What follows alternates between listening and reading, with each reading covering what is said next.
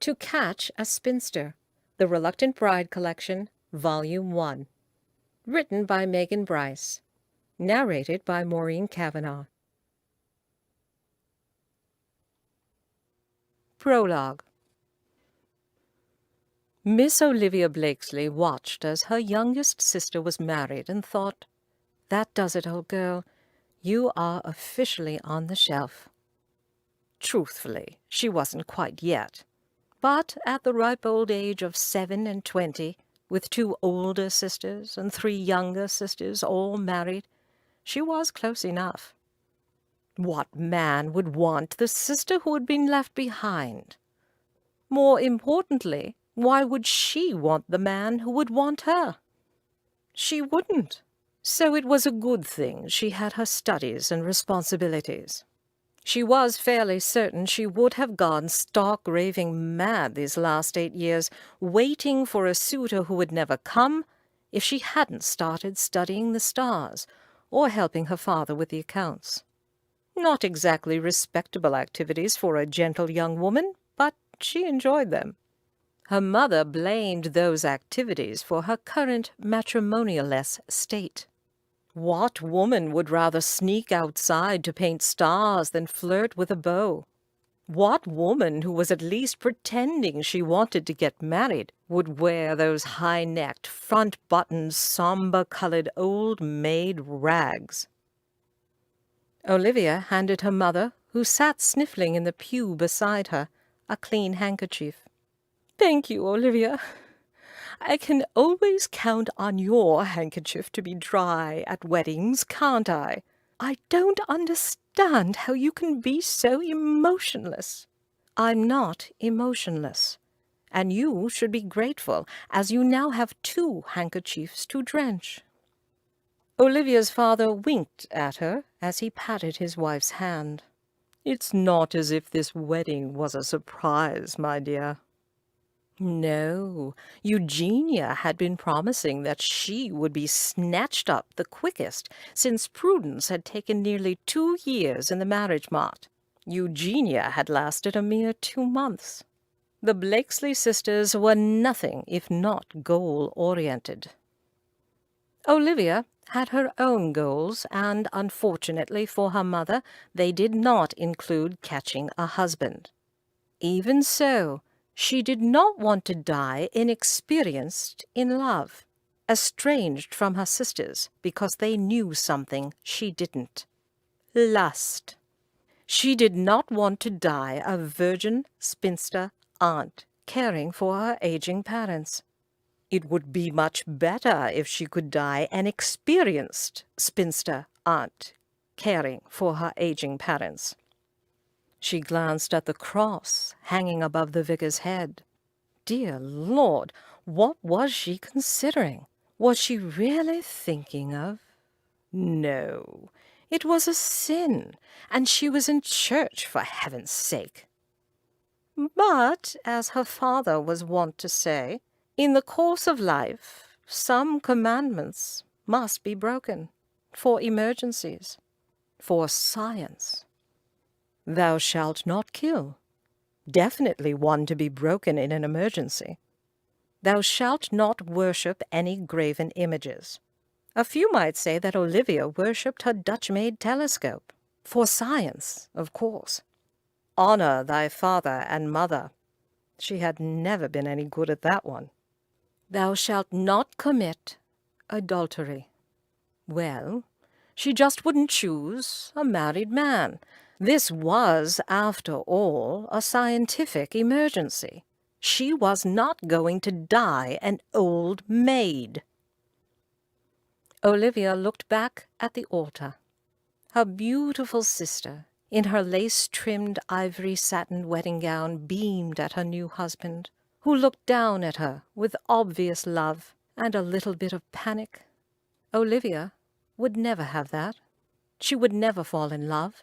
Never have someone to depend on, only herself. She nodded.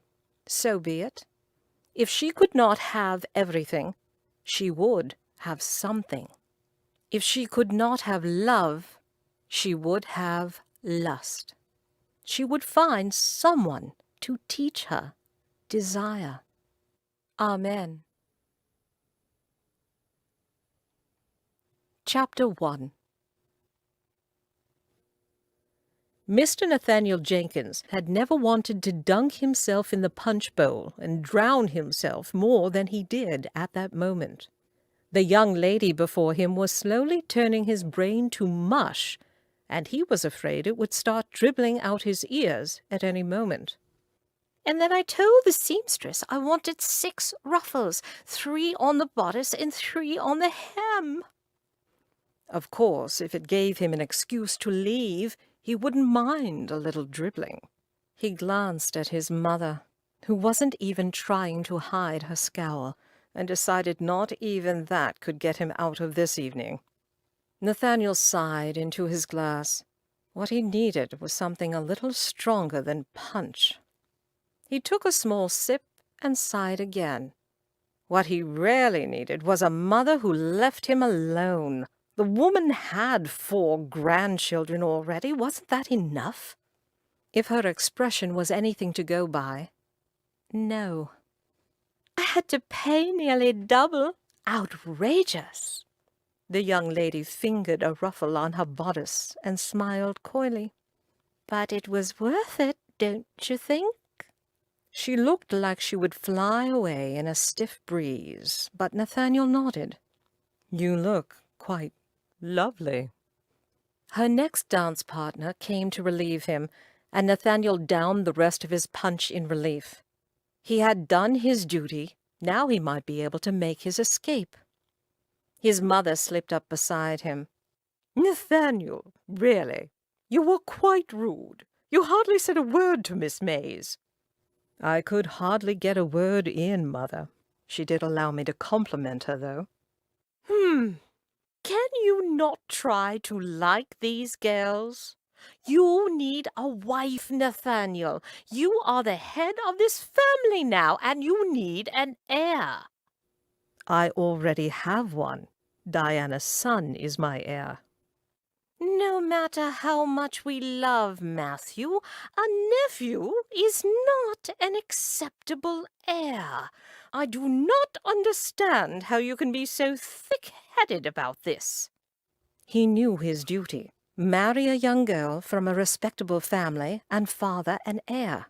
But he could not find it in himself to marry any of these empty-headed, brightly-colored chatterboxes. They looked like they should still be in the nursery. As for bedding one, unless he could glue their mouths shut, it seemed impossible. Perhaps he was too old. At 39, an 18-year-old girl seemed as foreign as a sunny day in February. Or perhaps he was too young. In another 10 years, he might jump at the chance to marry a young chit with her hair in braids. All he knew was that he couldn't do it now. And if all he was being offered were these girls, he would not be getting married.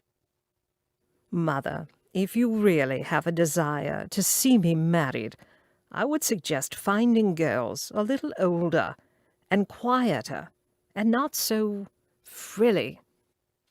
You are a bigger stick in the mud than your father. It is the custom nowadays for new heirs to outdo their father in some way. How gratifying to know I've achieved it. She tapped his arm lightly with her fan. Perhaps I could ask your sister to look around. Nathaniel groaned. Diana pops around with her unsuspecting friends enough as it is. I doubt her friends are quite as unsuspecting as you think. You're quite a catch, if I do say so myself. Just what a man wants to hear from his mother. She nodded decisively. It's true nonetheless. You have a stable fortune, good relations, and if not a title, then land. I feel like a prize stallion. Don't be so melodramatic, dear. Even the lowliest stable boy will find a mate. So should you. His gaze slid slowly over the crowd. It seems that a lowly stable boy would have more choice than I. His mother waved her hand impatiently. "There are as many different girls as there are fish in the sea. They seem to be all the same species to me, Mother." Well, we'll just have to find one that's a little different." Nathaniel watched her inspect the girls nearest to her and bit back a laugh. "Good luck to you. Until then, I'll be at my club." Mrs. Ann Jenkins smiled up at her son, slipping her arm through his. "I don't think you'll find any suitable girls at your club. Besides, you agreed to take me home tonight. I see you so little as it is." "This would be so much easier if you would just arrange it all for me." "I would, dear, if you'd let me, but you have so many requirements for a wife." "I have 3. Not young, not chatty, not frilly. It's not as if I'm being uncooperative." Mrs. Jenkins looked at the sea of young, chatty, frilly girls and patted his arm. "Well, I'm sure we'll find someone for you." She let out a long breath. "Hopefully." Olivia had been studying the men at the ball since she arrived. Since her sister's wedding, she had done nothing but imagine the perfect seducer. Tall, but not too tall. Handsome, but not diabolically so. Experienced, but not a rake. Good Lord, definitely not a rake. She did have a reputation to preserve. To be seen with a libertine would embarrass herself and her family. She would like a gentle introduction, not a dunk in a cold pond. He would need to be a gentleman, but not that gentle, since he would have to seduce her. Obviously not married. And above all, the very most important trait he would need to possess would be discretion. He could not tell anyone, ever. The list she'd made for a husband had not been this long. It really was no wonder she hadn't found anyone yet. She'd been searching for a husband 8 years, and that task was beginning to sound like a walk in the park compared to this. The only gentleman she hadn't dismissed outright was the one in the corner, who looked like he wanted to poke his eyes out.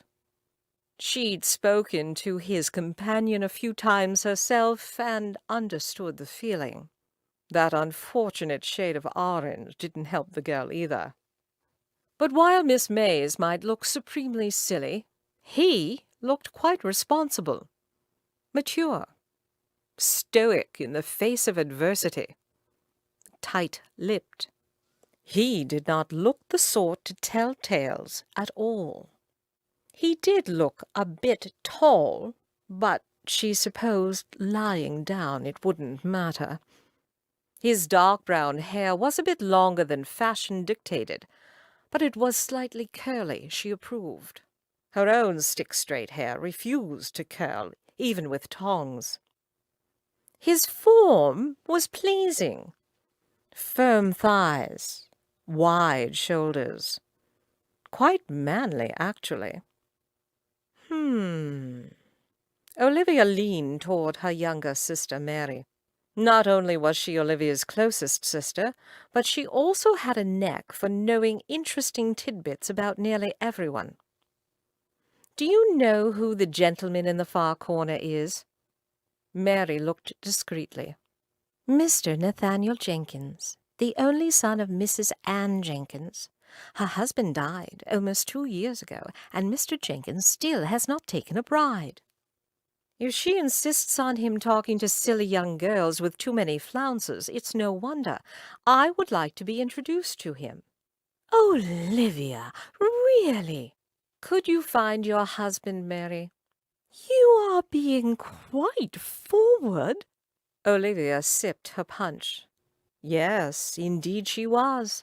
The season was nearly half over, and this was her last one, no matter what her mother said.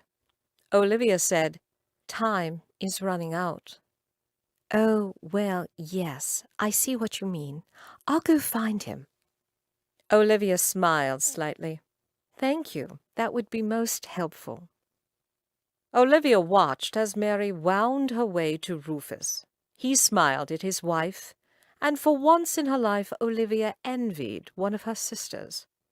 With his quick charm, ready laughter, and silly pranks, Rufus was her favorite brother-in-law. He was rarely serious and had been in love with Mary for longer than anyone could remember. They were a good match, but then they'd lived next door to each other since birth. They'd been married at 18. If Olivia could have chosen her fate, that would have been it. Best friend and lover rolled into one. Rufus looked in surprise at Olivia, then winked. She sighed and shook her head. Of course, she much preferred Rufus as a brother-in-law than as a husband. She'd be much too tempted to smack him if he was her husband. Nathaniel nodded as Rufus Elliot hailed him. Though Elliot was part of the younger set, they were acquainted through their club. A likable enough fellow, if one wasn't too concerned about being the butt of a good joke. Nathaniel wondered briefly if he was the entertainment, or if he should warn the unfortunate woman accompanying Elliot. Elliot gestured to the woman. "Mr. Jenkins, may I introduce my sister-in-law, Miss Blakesley?" "Miss Blakesley?" Nathaniel could not help but stare at poor Miss Blakesley. If ever the word spinster applied more, he'd not met the woman. Here was a paragon of womanly failure. Her hair was pinned back in a widow's knot, and she was dressed in hideous brown bombazine with buttons clear to her neck. She looked quite capable of taking a swatch to his backside for any impropriety. She caught his eye, and he couldn't help but feel that she was laughing at his perusal of her dress. She said, "I prefer orange myself, but it is so hard to find nowadays." Nathaniel glanced to his right and saw no fewer than 4 orange dresses. He said, "Oh, yes, fashion." A small smile lifted the corners of her mouth. Her eyes flicked down, taking in his conventional evening wear. Not out of date, but definitely not in fashion. Nathaniel preferred clothing that would be in style for more than a season, preferably a decade. Miss Blakesley seemed to prefer clothing that would never be in style. One would save money, at least. Rufus Elliot said, "Do you by any chance study the stars, Jenkins? It is Miss Blakesley's passion." Knowing his duty, Nathaniel turned to her. "I am sorry to say I do not. What is it about the stars you enjoy, Miss Blakesley?" "I can study them in peace, and they always wear the same thing." "Do you have a passion, Mr. Jenkins?" "I have not had the luxury of late, but I do enjoy fishing." Rufus Elliot smiled. "A countryman." Nathaniel nodded. "I prefer it. There are more fish there." Miss Blakesley nodded. "And better-smelling rivers." "It does increase the pleasure somewhat." She laughed. "Indeed, I find London terrible for stargazing. It must be even less suited for fishing." "I will admit that the thought of spending the day near the edge of the Thames leaves me quite cold." Nathaniel looked into her sparkling eyes and was interested despite himself. "Do you continue your stargazing while in town, Miss Blakesley?" She nodded. "It is a dismal business here, but I keep up the habit. I have sketch after sketch of fog." He smiled. "Do you find fog just as fascinating?" "Not in the least. It is too transitory for my liking." She cocked her head. "Somewhat like fashion, actually." A laugh escaped him. Miss Blakesley smiled back at him, then flicked her eyes behind him and sighed. "It was nice to meet you, Mr. Jenkins, but my mother has spotted me, and I fear neither one of us is safe. Once one reaches a certain age, one becomes a mother's pet project." "I've noticed the phenomenon myself." "Have you? Then I feel for you, Mr. Jenkins, if you'll excuse me." "Certainly, Miss Blakesley. Elliot?" Nathaniel watched her walk quickly towards the other end of the room and thought he had never met a more curious woman. Mary fluttered her fan. "Well?" I only spoke 2 sentences to him before Mamma noticed and started making her way towards us. "So, what did he say in those 2 sentences?" "He likes the country and fishing, but does not care much for the stars." "Who does besides you? If that is what you're waiting for in a husband, then you will die a spinster." Olivia shook her head. "He does not need to share my passions. I simply wanted to take a measure of his character." Rufus nodded toward the door. "He does not seem to like having his character measured. He's leaving." Mary said, "Perhaps he's being a dutiful son and taking his mother home. That is Mrs. Jenkins he is escorting." Olivia glanced quickly at the departing Mr. Jenkins. "Well, my 2 sentences with him did not gain me much information. There must be a better way of learning about a gentleman." Mary smiled knowingly. "Perhaps Rufus can make some inquiries.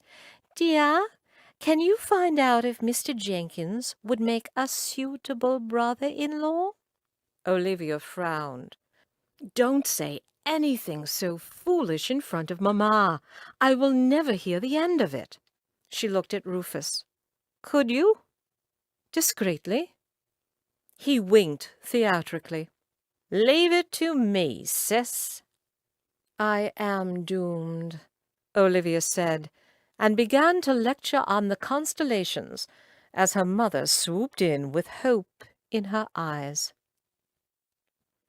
Nathaniel helped his mother into the carriage, wishing he could escape to his club. His mother would want to rehash the last hour lady by lady. He wished, not for the first time, that he was not such a dutiful son. She said, "Who was the woman you were talking to right before we left?" "Miss Blakesley. Her brother-in-law and I belong to the same club." "She's a little older, isn't she?" "A bit, though I wouldn't say 30. Should I warn her that you are getting desperate to marry me off to anyone not in braids?" "I should think if she were nearing 30, I would need to warn you. I doubt the desperation I feel can compare to hers." Nathaniel grunted and, for an instant, felt sympathy for the poor woman. If her mother were anything like his, she must indeed be feeling desperate. He, at least, did not live under the same roof, and could retire in peace, far away from her anxious schemings. In truth, though, Miss Blakesley had not seemed desperate. Interested, certainly, but also curious. She was not indelicate about her scrutiny, but he felt it none the less. As an eligible bachelor, he had been appraised before, and as much as he did not appreciate the experience, he understood it. What woman would want to give her life and love to someone she did not know? However, Miss Blakesley's scrutiny had been different. He, for one, had not felt like she was calculating his fortune, but instead felt she was sincerely interested in knowing him. She was definitely not your average young chit. His mother smiled and gazed out the window. "She didn't seem quite as talkative as the other girls. You at least had conversation with her." He nodded. "About fishing the Thames and sketching the stars in London." His mother blinked. "Well, That is certainly a different kind of conversation than what you are used to." She paused. "She's not young, and certainly not frilly. Perhaps we've found a different species of fish after all. Would you call her chatty?" Nathaniel groaned and leaned his head back. His mother smiled and wondered about Miss Blakesley. Chapter 2. Miss Olivia Blakesley had made up her mind, after a few sleepless nights and a little sip from her father's brandy. Awful stuff. Rufus had come back with an all clear on Mr. Jenkins. She wasn't going to give a stranger the keys to her family's downfall unless she was sure he wouldn't use them. One could never be sure, but it appeared as if he wouldn't. Mary, of course, had told everyone of her interest. They kept humming the wedding march under their breath whenever her mother was out of earshot. Olivia had no interest in telling them her real plans for Mr. Nathaniel Jenkins. She was going to seduce him. Or, rather, have him seduce her. She wasn't at all sure how to go about it, her education so far teaching her how not to be seduced. And, she might add, she had been led to believe it would be a difficult task, men apparently not being able to control their baser instincts. But Olivia had never been accosted. Not once. No suitor had ever tried to dally in a darkened corner, offer her a stroll in a deserted garden, or taken advantage of an accidental meeting. She was starting to think the voracious appetites of the male species to be an exaggeration. Perhaps she should have chosen a rake, after all. If all else failed, she could always lower her standards. She spotted Mr. Jenkins on the dance floor, twirling another entirely too young woman in a decadent waltz. The Donners' ball was quite a smash, despite a few disapproving looks for the choice of dance. It was a bit crowded, but Olivia hoped to take advantage of that. Sometime tonight she was going to corner Mr. Jenkins and proposition him. She smoothed her skirt in a sudden nervous spurt of energy. If she was wrong about his character, she would be a ruined old spinster by tomorrow morning. On the bright side, it might be easier to catch a rake if she was ruined. On the dark side, she might be the laughing-stock of the tone. Oh, wouldn't that be wonderful? Well, nothing for it. All she had to lose was her reputation, self-respect, trust of her family. Dear God, I'm a hoyden, she thought, and went to position herself for her accidental encounter. Nathaniel didn't know what was worse, being twittered at by a brainless child or stared at without pause. He'd at least had experience with brainless chatter. And she wasn't even flirting. Miss Blakesley simply stared. No coy smiles, silly fan work, fluttering lashes.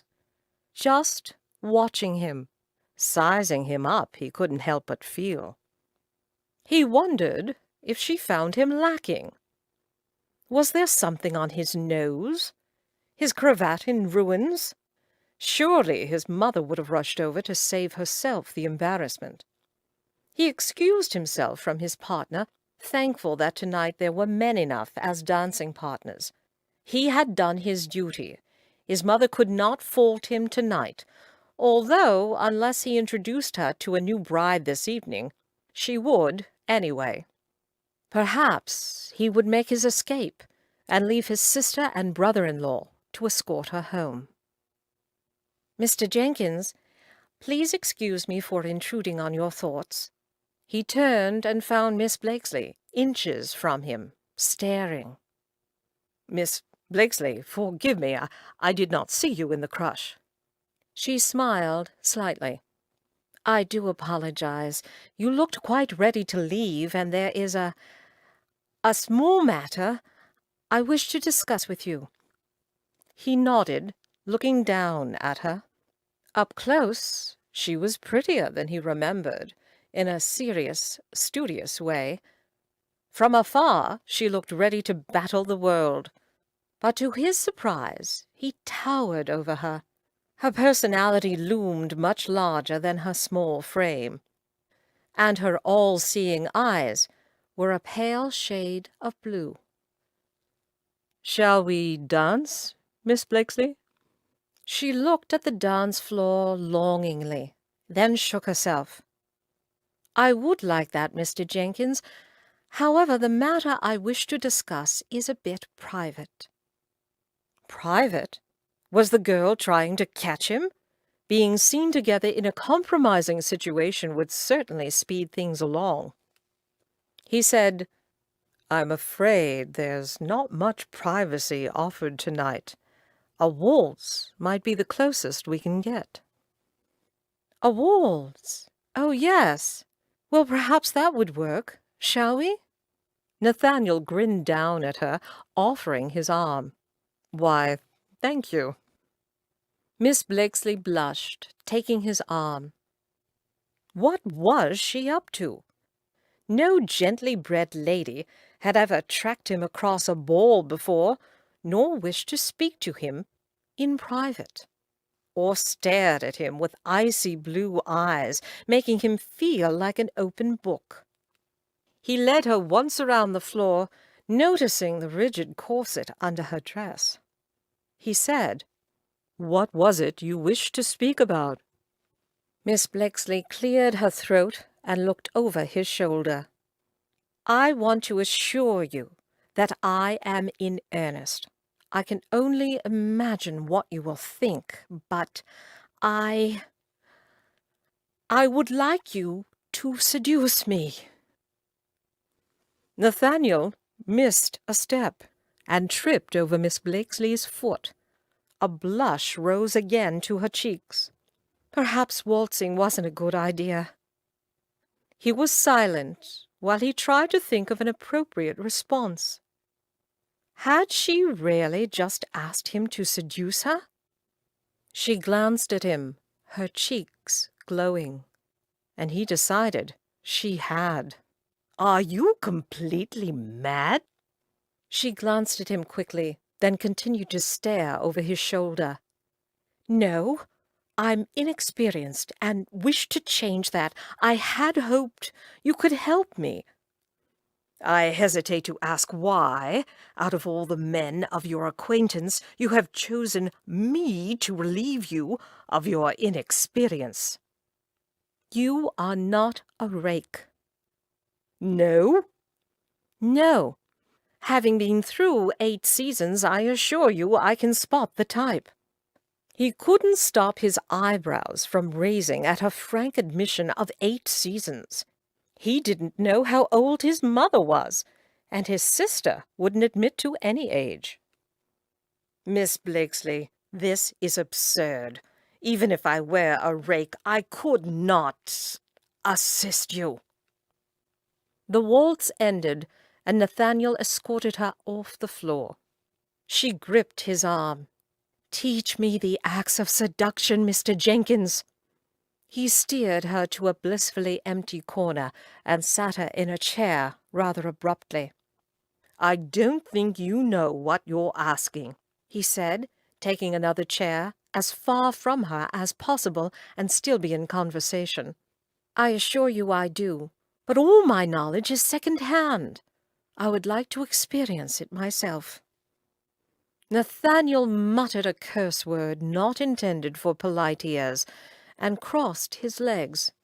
Simply talking about the subject in a most clinical way, he was tempted to haul Miss Blakesley out of her chair and ravish her senseless. She wanted him to seduce her. What was the world coming to? "Miss Blakesley, this is highly irregular and very definitely immoral. I must advise you to do as every other woman and find yourself a husband. You are a gently bred lady with a good reputation. And I am 27, far too old to find myself a husband. You are not so old. I would not have guessed a day past 25. One of her elegantly cynical eyebrows raised. Fine. Would you marry me? Nathaniel pushed himself back in his chair. Me? Miss Blakesley? Exactly. I am too old and too set in my ways, with far too many freedoms. Nathaniel muttered, Amen to that. To make a good wife, and I doubt I would enjoy a husband. I would enjoy a lover, though. She studied him a bit, eyeing his polished boots, the breeches molding his thighs, his hands clasped in his lap. I would enjoy you. Nathaniel cleared his throat. Miss Blakesley, I still can't help but think you don't know what you're asking. Else you wouldn't be asking a practical stranger. It would be perfectly acceptable to marry you after such a short time. I don't see how this is any different. What logic, if she couldn't tell the difference between marriage and what she was suggesting? There was no hope he could point it out. She said, I'm willing to pay you. His mouth fell open. Pardon? I have access to the money saved for my dowry. I'm not willing to part with all of it, since you won't be marrying me, but I'll be able to pay what you think is fair. Nathaniel felt his face go red. You want to pay me? I'm not a damn prostitute. Miss Blakesley blinked, then coughed discreetly. I had not thought of it like that. Male prostitution? Would I call you a gentleman of the night? She chuckled, and the low sound sent a chill down his spine.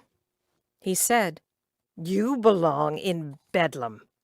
She chuckled again. I did not mean you would be a prostitute. I would like you to seduce me, woo me, not just, you know. You want to pay me to woo you. Yes, this is my one chance. I think I should have it all. I would like to be courted. You can come calling, dance with me, escort me to the opera. My sisters were never so happy as when they were being pursued. I would like the same. And then, presumably, after I have wooed and won you, I would seduce you, and then jilt you in the eyes of the tone when I never see you again.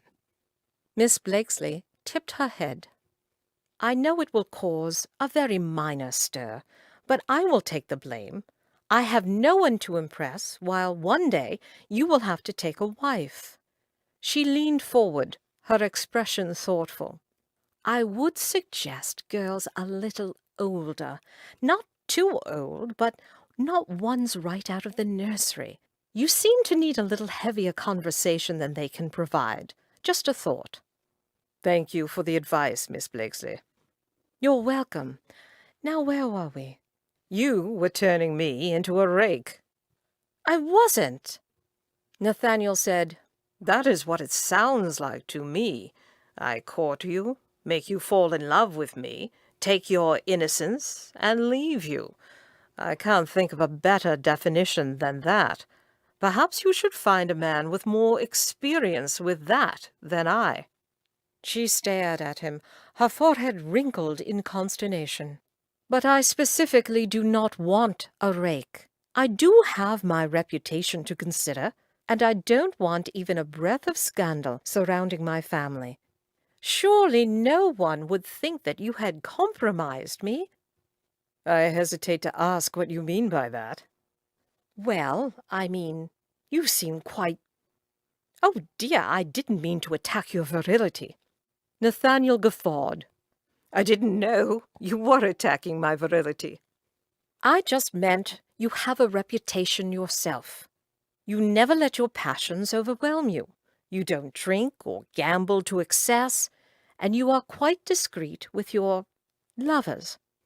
He stared at her. Where this woman got her ideas and information from, he didn't know, but she had to be the most informed woman in the tone. Miss Blakesley smiled a little at him. "I do have 5 brothers-in-law, Mr. Jenkins. I usually can wheedle what I need out of them." "And I assume you have their blessings for this insane scheme of yours." "They all agree that you are excellent husband material, so I will have to assume you are excellent seducer material as well." Nathaniel rubbed his forehead, thinking her circular arguments would land him in Bedlam as well. "Miss Blakesley, I must admit that though I am intrigued by your proposition, I must decline. My honor would not allow me to compromise you in such a fashion." Her shoulders seemed to sag a bit, but she rallied quickly. "Of course, I do understand, Mr. Jenkins. Your refusal tells me I was right about your character." She smiled wryly. "I shall have to find someone with not so many morals. Could you recommend any other gentlemen of your acquaintance?" He stood sharply. "Certainly not. This entire affair is a foolish idea. Find yourself a husband." Miss Blakesley stood as well. "As I have told you, that is impossible. I have a few extremely bad habits, and I do not desire a husband." He took a step closer, ignoring her sad eyes and pert nose. "I'm afraid, Miss Blakesley, that you must be ruined without my help." She glanced at his lips and whispered, "That's a shame, Mr. Jenkins." He stared at the maddening woman, then turned briskly away. The faster he got away from her, the better. Honor was beginning to seem a poor consolation prize for what she was offering. Chapter 3. A week later, Nathaniel waited impatiently as his carriage slowly wound its way to the Hamiltons. He had prepared for this ball with more excitement than he had felt in a long time, possibly ever, as he wasn't more than a passable dancer, and the conversations had always run toward fashion. Now, however, there was Miss Blakesley. What scandalous dialogue she would insist on spouting while buttoned up to the neck! He had no idea. But he did not doubt it would be amusing, and intriguing, and arousing. He had thought of little else than her this last week, playing again their conversation. No wonder. He had never before been approached by a woman to ruin her. He could, in all honesty, say she did not look mad, or devious, or even passionate. And yet she was all three. She looked like the scholarly spinster that she was. But underneath, she was so much more. He was looking forward to her shocking him again tonight. Oh, he had no intention of taking her up on her offer. He would talk her out of her madness if she continued to insist upon it. But he could not seem to stop thinking about it or her. His mother intruded on his thoughts. "You look quite eager tonight, Nathaniel." He immediately dropped the curtain and sat back on the seat. "Perhaps I have accepted the necessity of all these social engagements." What's her name?" Nathaniel grinned at his mother, who sat back with an expression of shock on her face. He laughed. Come, Mother, I can't be such an ogre that a grin throws you. She composed herself. Of course not. But you must admit, this is quite a change from last week, when I practically had to drag you. He nodded. On reflection, I have decided I enjoyed myself immensely last week, and I have every intention of doing so again. He skewered her with a stare. But I do not want you jumping to conclusions about every young lady I come in contact with. His mother opened her fan, waving it idly. You could do worse than find someone who excites you, Nathaniel. It was true. However, he doubted his mother would approve of the lady if she knew why he was excited. As if reading his mind, she said, If it is Miss Blakesley, I think it's a good match. She does seem to have a certain indescribable character about her. Yes, she is fascinating. And really, dear, don't think too much on the age. It is true she is not fresh from the schoolroom, but she is still young enough. She is from a good, quiet, respectable family. Nathaniel snorted. If Miss Blakesley was anything, it was not good, quiet, or respectable. Olivia searched the crowded ballroom with little enjoyment. Since Mr. Jenkins had so effectively dismissed her, she had been hard-pressed to get excited about the project. It didn't help to know that he was right. It was a foolish idea, and the chances of her succeeding were shrinking every day. She needed to find a good, decent man and ask him to act in a reprehensible way. Foolishness indeed. She hadn't actually thought he would reject her. What man could ignore his baser passions when offered an unplucked flower on a platter? Obviously, when it was her unplucked flower, it was easy. At this rate, she was going to have to find a rake after all, and one who didn't have high expectations. It was turning into a thoroughly depressing affair. Olivia stiffened the instant Mr. Jenkins walked in the door. She didn't even have to see him to know he was there. She pasted a smile on her face and turned to say something witty to her sister, hoping he would ignore her for the night. Mary poked her in the ribs. "Ooh, look who's just arrived, and he's looking over here." "He is not." "He is, and his mother is staring at you." Olivia's face flushed, and she whipped her head around to find both of them watching her. Mr. Jenkins nodded, looking almost happy to be there. Wasn't that just wonderful for him? His mother looked quite intrigued. Even worse. Olivia couldn't imagine he had told his mother anything, but he wasn't exactly being subtle. Mary whispered behind her fan, "He looks almost enamored, Livy. What did you speak of last week?" Olivia refused to blush again. "Nothing, really. I didn't talk of fashion, though. Perhaps he's simply never met a woman who didn't know a flounce from a ruffle before." Mary snorted. "I'm sure he hasn't. And I'm sure that's not why he's coming over here right now." Olivia took a quick breath, ignoring her speeding heart. Hopefully he wasn't coming to give her another set-down. "Mrs. Elliot? Miss Blakesley, would you still have a waltz free?" Olivia ignored Mary's wide smile. If she could have, she would have ignored Nathaniel Jenkins and his unexpected dance offer as well. "Yes, thank you." He bowed slightly and left.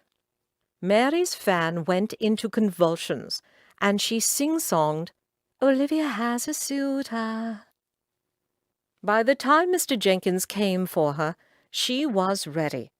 She would not blush again. She had propositioned him, for goodness sake. She could certainly dance with him without turning red as a cherry. The music started, the couples began dancing, and he said, "I hope you have given up on your extremely foolish idea, Miss Blakesley." So much for gently breaking into the subject. She eyed him coolly. Of course not. A child learning to walk does not quit after the first tumble. You must agree, this is a little more foolhardy, certainly more sinister than learning to walk. The principles are the same, no matter the endeavor, Mr. Jenkins. His eyes flashed, and he brought her closer for a spin. Very well. Then tell me who you are considering. Olivia sniffed. Why? Because I am an excellent judge of character. And who else will you be able to ask? Olivia considered. It would be nice to have a second opinion, and he would have heard more about the darker side of a gentleman's character than she. She hadn't the heart to go ask her brothers-in-law any more. They teased her endlessly about Mr. Jenkins. Fine. Mr. James Wolsey. Jimmy, too fat. He'll have no stamina for the activities you have planned. Olivia bit her tongue and glared at him. He seemed entirely too cheerful. Mr. Marcus Matthews. He is not fat at all. No, but he is too young. He'll not have enough experience to make the experiment worthwhile. Mr. Simon Rawling. Too much in love with the bottle. He won't be able to get the old boy up. Olivia pondered that for a moment. Mr. Jenkins watched her, his fingers gripping tighter around her waist. She said, "Well, I fear my options are becoming quite limited.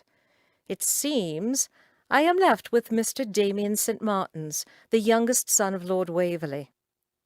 Mr. Jenkins tripped over his own foot. "Miss Blakesley, he is a rake of the worst kind. Your reputation won't survive that scandal." "Can you think of anyone better?" He stared over her shoulder and sighed. "I suppose it shall have to be me." Olivia huffed. "If it will be too much of a bother, don't put yourself out, sir." He glanced at her. "Was I not enthusiastic enough for you, Miss Blakesley?" "No, you weren't. And if I do decide to go ahead with you, I would like an assurance that you'll do better in the future." Mr. Jenkins choked back a laugh. "Of course, Miss Blakesley. It was thoughtless of me. How can I show you my enthusiasm? Shall we take a stroll through the gardens?" "Are you funning me, Mr. Jenkins?" "Of course not, Miss Blakesley. I'm simply wondering if you would like to sample the goods before you decide." He'd meant it as a joke, surely, but Olivia thought it a sensible idea. What if they were incompatible? She said, "Perhaps a quick nip outside for some fresh air would be beneficial. Thank you." Mr. Jenkins stared at her, then shook himself. "Remind me not to offer any more inappropriate suggestions. You seem to run away with them." Olivia merely looked at him. He was either going to seduce her, or he wasn't. And even if there were no other suitors in line for her, she would not be desperate. She could have married long ago if she'd been willing to settle for just anybody. The waltz slowed and ended, and Olivia continued to look at him. He cleared his throat. "Very well. Shall we take a stroll, Miss Blakesley?" "Thank you. It is a bit warm in here." Mr. Jenkins escorted her to the terrace, where, unfortunately, two matrons sat taking the air and watching another couple. He led her to the other side, well away from prying ears, if not prying eyes. He said, "I dare not take you into the gardens with those two watching." Olivia quietly sighed. "I understand, Mr. Jenkins, and I appreciate your care for my reputation." He grasped her hand lightly between his, rubbing it gently. "I would like to take you into those gardens and kiss you senseless, though. I wouldn't want you thinking I was unenthusiastic." She gaped at him. "You want to kiss me?" A light twinkled in his eyes. "I would not have agreed to this crazy scheme if I didn't." He lightly touched her right below her ear. "I want to nuzzle you here, surround myself in your scent." Olivia cleared her throat. "That does sound interesting." His finger slid inside the cuff of her sleeve and stroked her soft skin. "I'd start here, at your wrist, and kiss and nibble my way up your arm, stopping to lick the crook of your elbow. And then I'd kiss your lips, softly at first, gently, feeling the softness press warmly back. And you'd open your mouth to sigh, and I'd slip my tongue in to play with yours." Olivia jumped, staring at his mouth, and whispered, "Is that pleasant?" One side of his mouth quirked. "Oh, yes." It didn't sound like it would be, but Olivia trusted that he knew what he was about. One hoped he had more experience than she. He couldn't possibly have less. "What is also pleasant is if you circle your arms around my neck and kiss me back, your body stretching along mine." Olivia's heart beat furiously, and the need for air seemed to have deserted her. She looked up into his face, saw passion and want, and understood power for the first time in her life. She had done that to him. "Perhaps this wasn't a good idea after all. I don't want to have to ravish you with an audience." Satisfaction stole through Olivia. "Do you want to ravish me?" "Miss Blakeley, you are 2 steps away from being swept into the garden and seduced quite thoroughly." The light laughter of another couple coming out to enjoy the air intruded upon them, and Mr. Jenkins stepped back. His heat left her, and Olivia realized just how hot he had been. He adjusted the front of his breeches discreetly and cleared his throat. "I had meant to shock you out of this mad idea, Miss Blakesley, not incite myself." Olivia shook herself. "If that was indeed your plan, Mr. Jenkins, you failed magnificently. But if we are to continue, I think there will have to be a few rules." He paused for a moment, as if he was willing his better sense to take over. She held her breath. He nodded, and she began to breathe again. He said, "Yes, and number 1 will be to use our Christian names." That seemed quite scandalous. Even her mother still called her father Mr. Blakesley. Of course, the whole affair was quite scandalous. "Agreed, but only in private." "Agreed, Olivia." Olivia's stomach flopped, and she looked up into his brightly burning eyes. She had thought him quite ordinary looking, which was one of the reasons she had chosen him, but at that moment she would be hard-pressed to find someone more arresting. He seemed quite powerful, manly. Dear Lord, she would have to go back inside to cool down the way they were going. "Rule number 2, he growled. "There will not be any other men around while I am pursuing you." Olivia fanned herself. "Of course not. A true experiment would require a comparison, but This is an experience. I will be delighted to simply have the opportunity. And she would not forget it had been hard enough to find one suitable and willing seducer. She would not bet with herself that she could find two. The next dance started up, and Olivia reluctantly let him lead her inside. "I have not told you any of my rules, Mr. Nathaniel." He escorted her to her sister, sketched a bow, and grinned at her. "I am sure there will be ample time for you to read me the list tomorrow morning, Miss Blakesley. Until then." She watched him walk the length of the ballroom, thinking she had picked the best of the lot, at least if one was comparing backsides and seductive capabilities. "Olivia?" Mary poked her with the fan. I said a waltz and the terrace? My, oh my, he is coming calling tomorrow?" "It would seem so." Olivia grinned at her sister. "I may be in need of more fresh air." Mary laughed. "Of course, sister dear, you do look a bit piqued." Olivia rushed to an open window, reminding herself not to break into song and dance. She was a respectable young lady. She could not create such a spectacle of herself. She settled for vigorously waving her fan, hoping it hid her too large smile and too warm cheeks. She, Miss Olivia Blakesley, spinster extraordinaire, had found herself a seducer. Chapter 4. Rule number 1.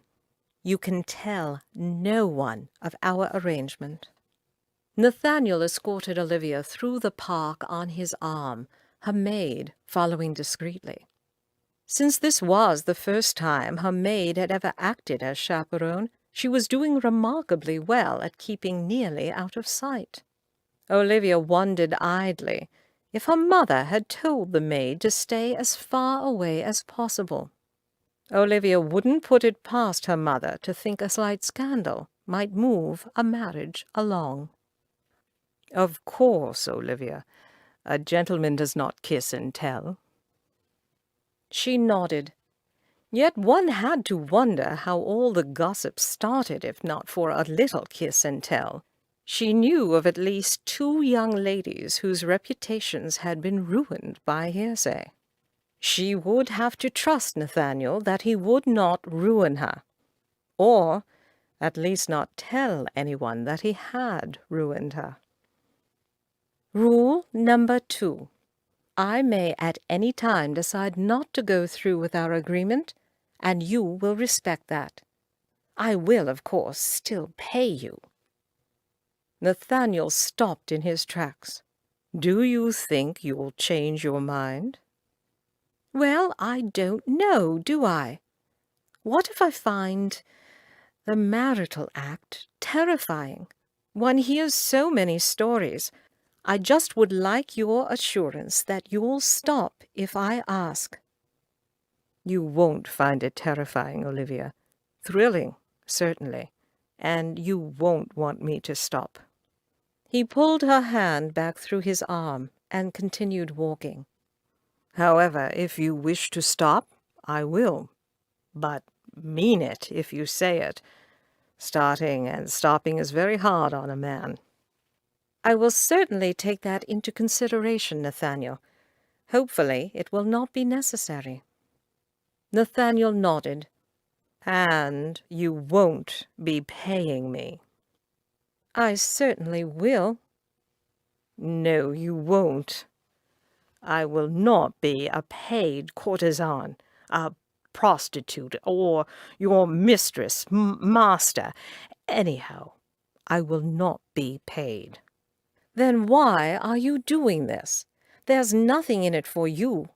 I will not be charity." Olivia glared at him. "Don't laugh at me." "I'm not laughing at you.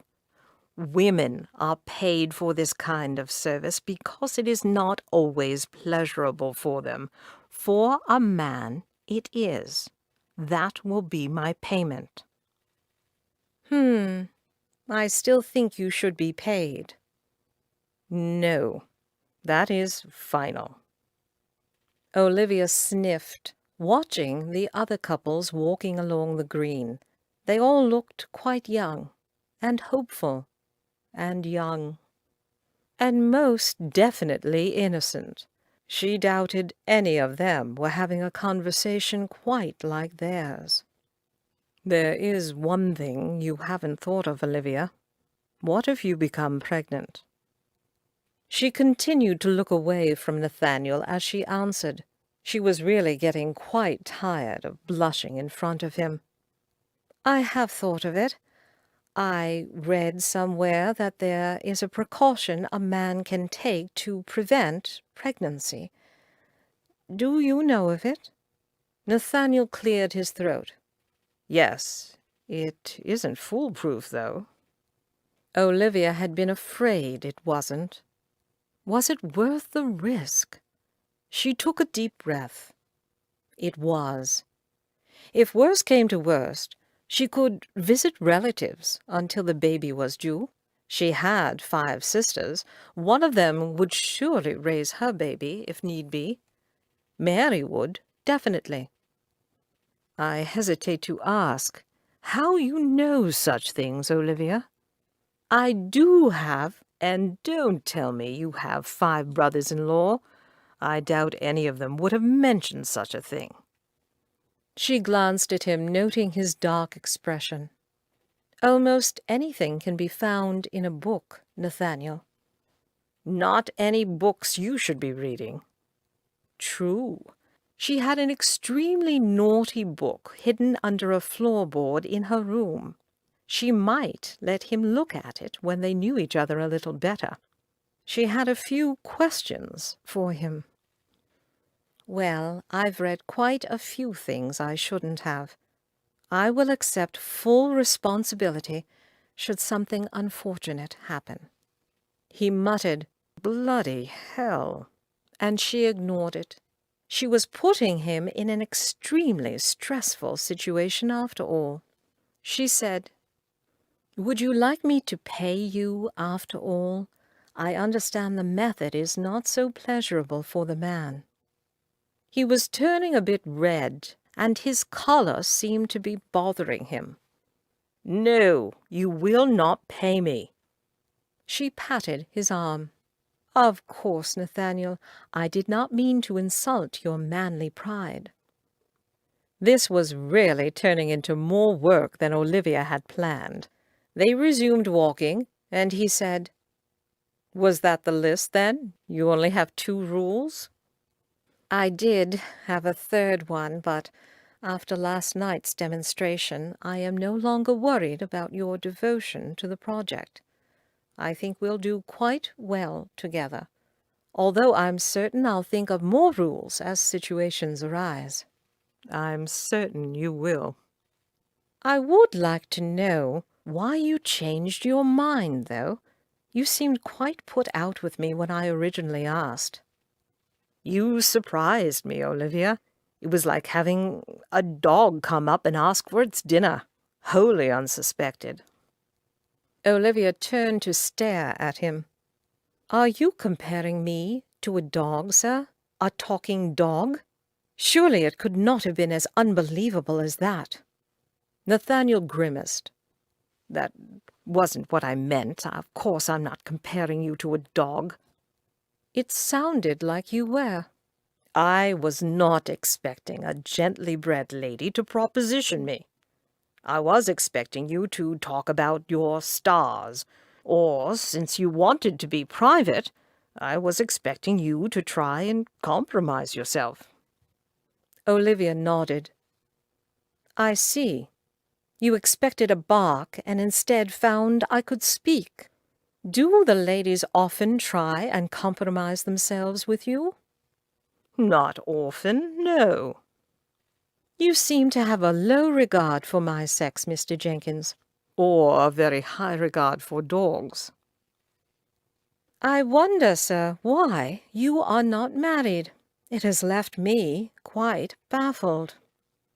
He bent his head and laughed. His shoulders shook as he quietly gave in to the inevitable. Olivia tried very hard to keep her lips pursed. "I apologize, Olivia. My charm has deserted me, it seems. If my mother knew I had just compared a lady to a dog, I'm sure she would disown me completely." "Which I'm sure you would deserve." "I would, indeed. How may I make this up to you?" Olivia patted his arm. "Let us simply forgive and forget. I believe the situation we find ourselves in will lend itself to the occasional social blunder." "Thank you, my dear. But perhaps a rest in this gazebo will show I am not completely without manners." "Thank you, Nathaniel. It is getting a bit warm. I've always thought gazebos so nice to cool down in." Nathaniel grinned, pulling her into his arms as soon as they entered.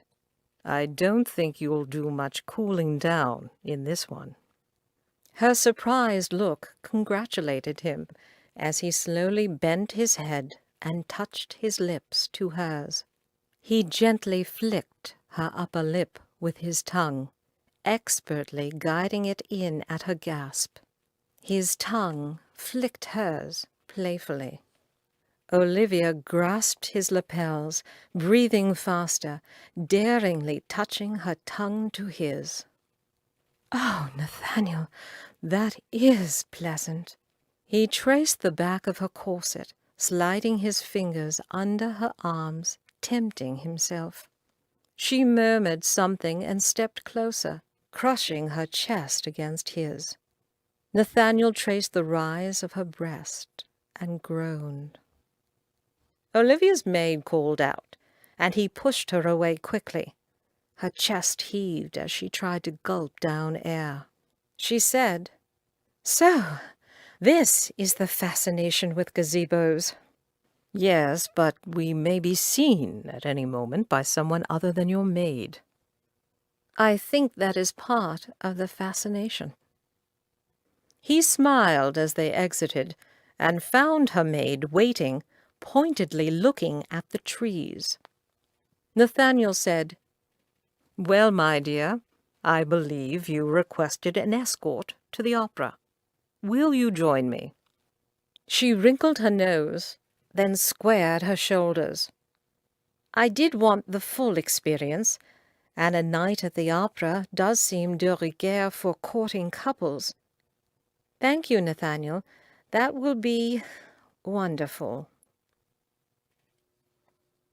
Nathaniel had lost his mind, or rather, he kept losing it whenever he went near Olivia Blakesley. He had meant to talk her out of getting seduced, not talk himself into it. But here he was, courting her, wooing her, taking her to the opera. The last time he'd let his pants do the talking for him, he'd been 18 and had come home with a black eye. If he continued with this mad scheme, he'd be coming home with a bullet in his gut from one of her brothers-in-law. Madness! She was a gently bred woman, an oddly reared, stubborn, passionate, intelligent woman, and he couldn't help but feel that if he refused her, she would find some other man. Another man who might hurt her or her family. He shook his head in disgust. He was grasping for straws here, any excuse that would let him do what he wanted, because he wanted her. Wanted her more than he'd wanted a woman in a very long time. He had not felt so excited to be alive since his father had died.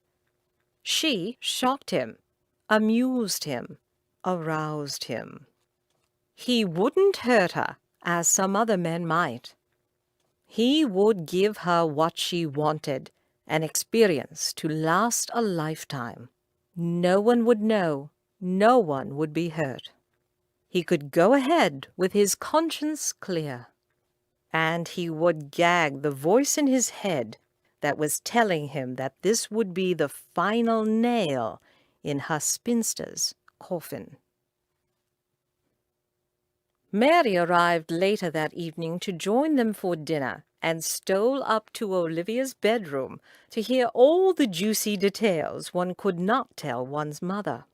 Since there were far too many juicy details one couldn't tell one's sister as well, Olivia glossed over her morning outing and went straight to the next planned encounter. "You want to go to the opera?" Mary looked at her oddly. "Since when?" "Since a handsome man asked me to attend with him." "Ah, of course. I should have expected that. Well, I'll certainly join you, and Rufus too. He loves the music." Mary looked at Olivia's pained face and laughed. "You did know there was singing involved, didn't you?" "I suspected. Is it awful?" "It's nothing like Prudence and her screeching, if that's what you're asking. You should ask Rufus to explain it before you go. I've actually started to enjoy it." "Poor Rufus, to be married into our unmusical family." Perhaps I should warn your Mr. Jenkins." "Perhaps I should bop you over the head with my telescope." Mary tisked at her. "So violent. Never fear, I won't say a word to him about that. What will you be wearing? Mamma says she almost got you to the dressmaker's this week, but lost you to a bookseller on the way." "I told her before we went that I didn't need any new dresses." Mary looked down at Olivia's grey bombazine and raised an eyebrow. "Grey is not your color, Livy. It makes you look deathly. I think you should take Mamma up on the offer and get a nice spring yellow. You'd look lovely." Olivia made a face and gagged. "Yellow? Be serious, Mary. I am nearly 28. No spinster should wear bright yellow. It would just be sad." Mary looked at her crossly. "You are not a spinster, Olivia Blakesley. I hate it when you say so." Olivia sighed. "I am. And what's more, I don't mind. I don't mind grey bombazine either. I never need worry that I'll stain it." "That's because it's ugly, and no one would care if you burnt it. And I doubt Mr. Jenkins thinks you a spinster." "Mr. Jenkins is not exactly in the first flush of youth either." Mary laughed. "I don't think you can say that about men, Livy. He is more mature." Olivia agreed. He certainly was, and she got the distinct impression he liked her ugly dresses. He certainly talked encouragingly enough about getting her out of them. She smiled as she followed Mary down to dinner. Even despite the looming threat of the opera, she could not wait until she could see Nathaniel again. He had already exceeded her greatest expectations. She would just have to remember not to mention any more activities that she did not want to participate in. He was entirely too good a listener. Chapter 5. The opera house was filled to the rafters with perfumed ladies and foppish men. Even with her blind fashion eye, Olivia could tell here was where the tone fawned themselves. Striped pantaloons, cherry-red lips, and powdered wigs. The women were even worse. One woman's hat looked as if it was about to fly away. Mary looked at her face and laughed. "Regretting the bombazine now?" "No, I was thinking it an improvement over most of the costumes here." Nathaniel bent to whisper in Olivia's ear. "Have you never been to the opera, Olivia? I should have warned you." And I should have expected something like this. I knew there was a reason I'd never come before. "Well, I hope the music is to your liking." She kept a purposely hopeful expression on her face. "They can't come just for the fashion, can they? I expect to be dazzled by beautiful singing and an emotional story." Nathaniel laughed. "Is that a quote from the Times? If not, I believe your interests lie in the wrong field. You should become a critic. Do you speak German, then?" Olivia frowned at him. "German? This opera is in German." "What? The singing? All of it?" She turned to Rufus. "You forgot to mention that." He folded his pamphlet, laughing at her. "I thought you would guess by the title. I thought it was a gimmick. You told me it was beautiful and emotional. How was I to guess it was in German?" Nathaniel pulled her away gently. "Come, my dear, let's find our seats, shall we?" "Do you come much, Nathaniel?" "I confess, no." Olivia followed him, secretly pleased that he did not regularly attend, and even more pleased that he had gone to the effort to take her. She smiled pleasantly at him. She would try to enjoy this experience, knowing she wasn't likely to be subjected to it again. Despite her sister's assurance, she could not imagine a beautiful melody, only torturous screeching. Thankfully, her mother had wisely chosen other accomplishments for her daughters to exhibit. One's ears were blissfully left alone by painting. The four of them sat, and Olivia leaned toward Mary and whispered, "How long is this supposed to last?" Mary spoke behind her fan. 3 hours. Olivia stared at her incredulously. Of singing? Nothing but singing? In German? There's an intermission where you can walk around and look at everyone's pretty dresses. Olivia glared at her. No wonder she had never come to the opera before. Music and fashion, her two most favorite subjects. Less than a half an hour after the curtain rose, she glanced at Rufus. He sat forward in his chair, listening in rapture to the music. She wished she could hear what he so obviously enjoyed, but she hadn't a musical bone in her body. The only one of her sisters who could sing at all decently was Eugenia, and that was only through hours and hours of torturous practice. Give her the beautifully silent stars any day. Olivia peeked at Nathaniel, half afraid he was in bliss himself. Though why she should care was beyond her. He wasn't really courting her. She wouldn't have to spend years accompanying him to the opera if he did enjoy it so. Nonetheless, she let out a sigh of relief at his carefully neutral face. He glanced at her, and Olivia couldn't help but feel they shared a moment of complete understanding and togetherness. She felt a twinge of regret that it could not last, but then shook herself. She would not poison this experience. Even if this had been a true courtship, it would end anyhow. She had enough married sisters to know that the thrill would fade. She would simply enjoy it while it lasted. She was startled when Nathaniel's hand found hers in the darkness. His thumb began to draw lazy patterns on her glove, and she suppressed a shiver. She glanced at him, but found he was quite suddenly fascinated with the show.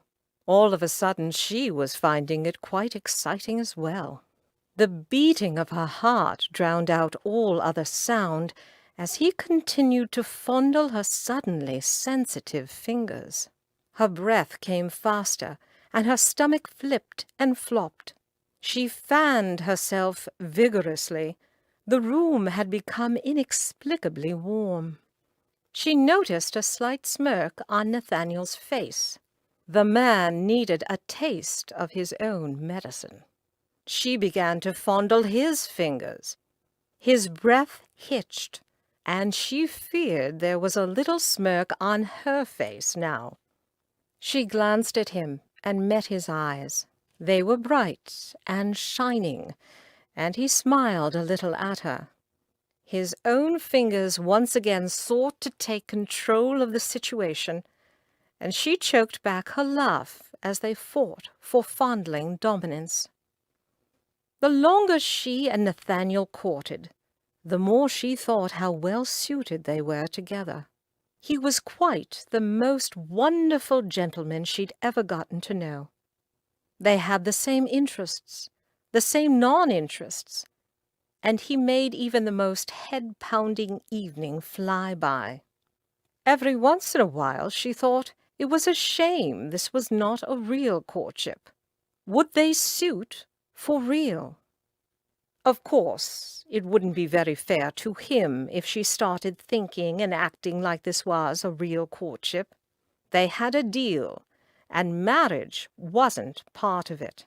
She had propositioned him, so it wasn't likely he still thought her a proper young lady, fit for a gentleman. Intermission came quickly enough.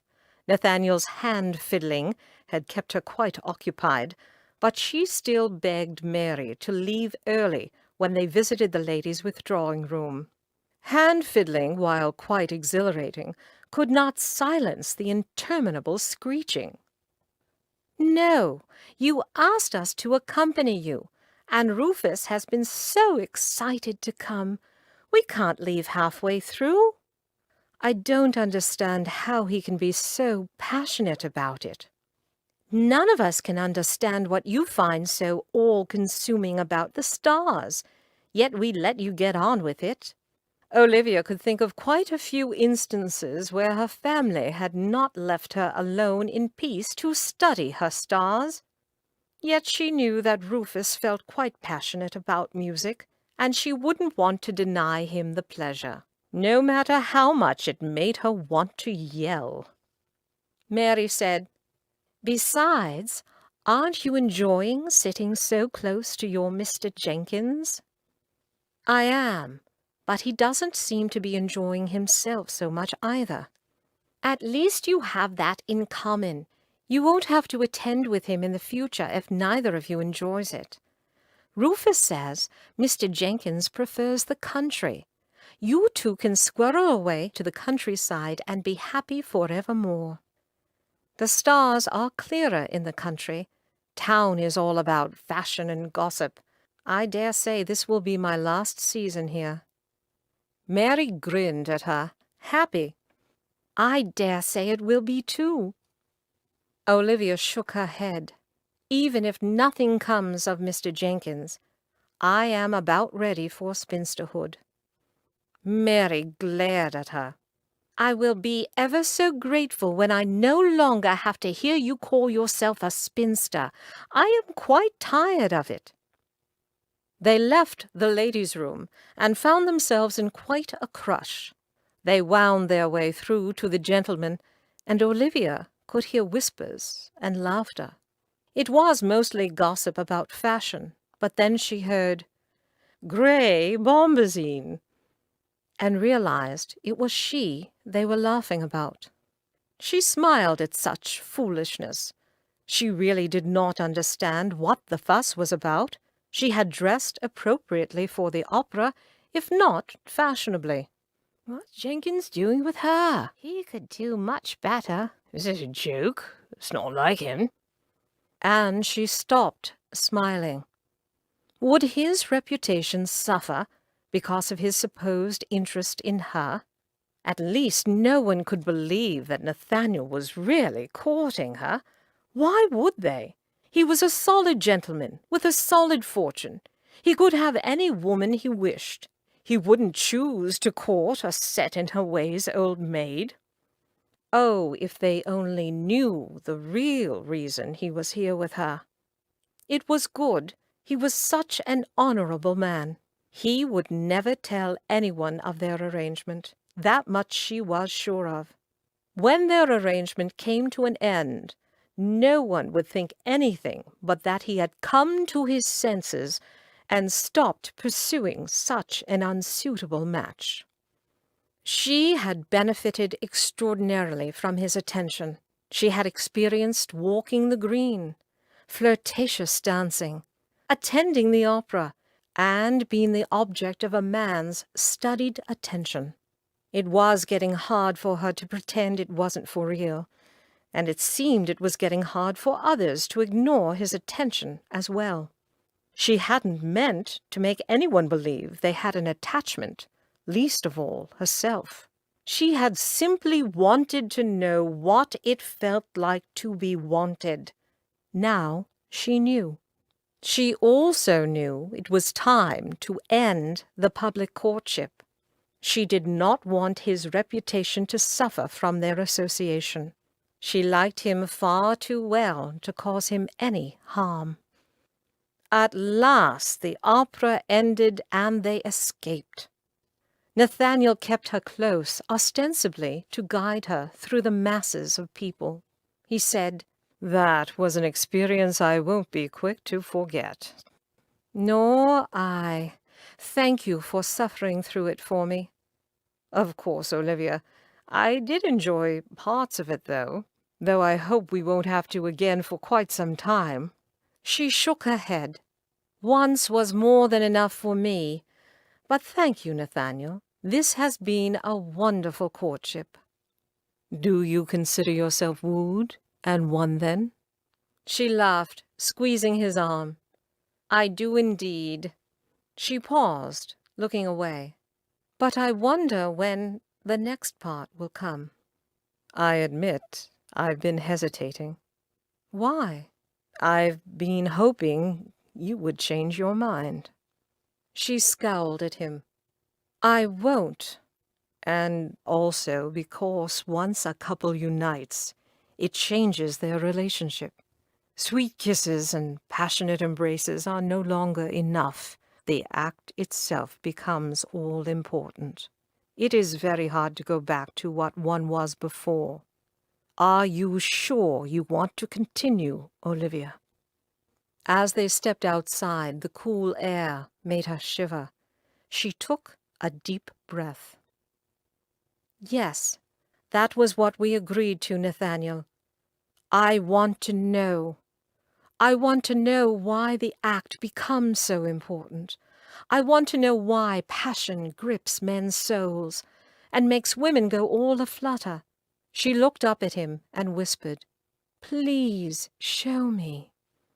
He stared in silence at the line of carriages, then chuckled. "Will you be watching the stars tonight?" Olivia glanced at the foggy sky, then smiled at him. "I expect not for long." Nathaniel smiled too. "No, not for long." Chapter 6. If Mr. Nathaniel Jenkins didn't get here soon, Olivia was going to beat him with her telescope. They would find him bludgeoned to death, and her only excuse would be that he'd promised to seduce her, and hadn't. Could anyone blame her? Disown her, certainly, but not blame her. She had rushed outside as soon as it was dark, eager and expectant. That had been a good 3 hours ago, and she was tired. The thrill had worn down to a dull aching in her stomach. Perhaps he had changed his mind. He was a gentleman after all. He had been taught from birth to never dally with another gentleman's daughter. One only married those. She should have paid him. Then he would have had to come back to seduce her. She should have made him swear on his honor. "The way you're glaring at that chimney makes me think I'm late." Olivia jumped out of her chair, half out of fright, half out of righteous indignation. "Yes, you're late. I've been out here for 3 hours. I'm freezing. My lower extremities have fallen asleep, and you've made me wait so long that I am not interested in you or anything you think you can teach me." She took a breath, pacing in front of him. Nathaniel watched her with the intensity of a lion tamer, his eyes following her ragged pacing. "I apologize, Olivia. I should have been more specific. I didn't want to come when anyone would be awake." Olivia hastily lowered her voice to a whisper. "Well, everyone has been asleep for a good while. I think I'll join them." Nathaniel caught her wrist as she swept by him. "Olivia, wait." She stopped, refusing to look at him, and wished the ache in her stomach would go away. She had not felt this ill since her coming out. Nathaniel slowly pulled her to the chair, settled himself, arranged her on his lap, and draped the blanket around them. He held her, his chin resting on her head, and said nothing. Olivia relaxed unwillingly against him, his heat warming her. She breathed deeply, and the scent of horse and man and bay filled her. Men smelled so differently than women. They smelled warmer somehow. Or perhaps they just felt warmer. She'd been held by her mother before, and she'd hugged her sisters. None of them had been so hot. Nathaniel's heat almost burned her. She was getting a bit warm under the blanket.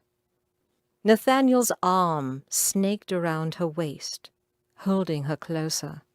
"You can change your mind." "I don't want to change my mind. I just wish I hadn't had so much time to think about it." Olivia turned to face him, watching him in the moonlight. "May I kiss you?" He smiled slightly, and his arm tightened around her. "Yes."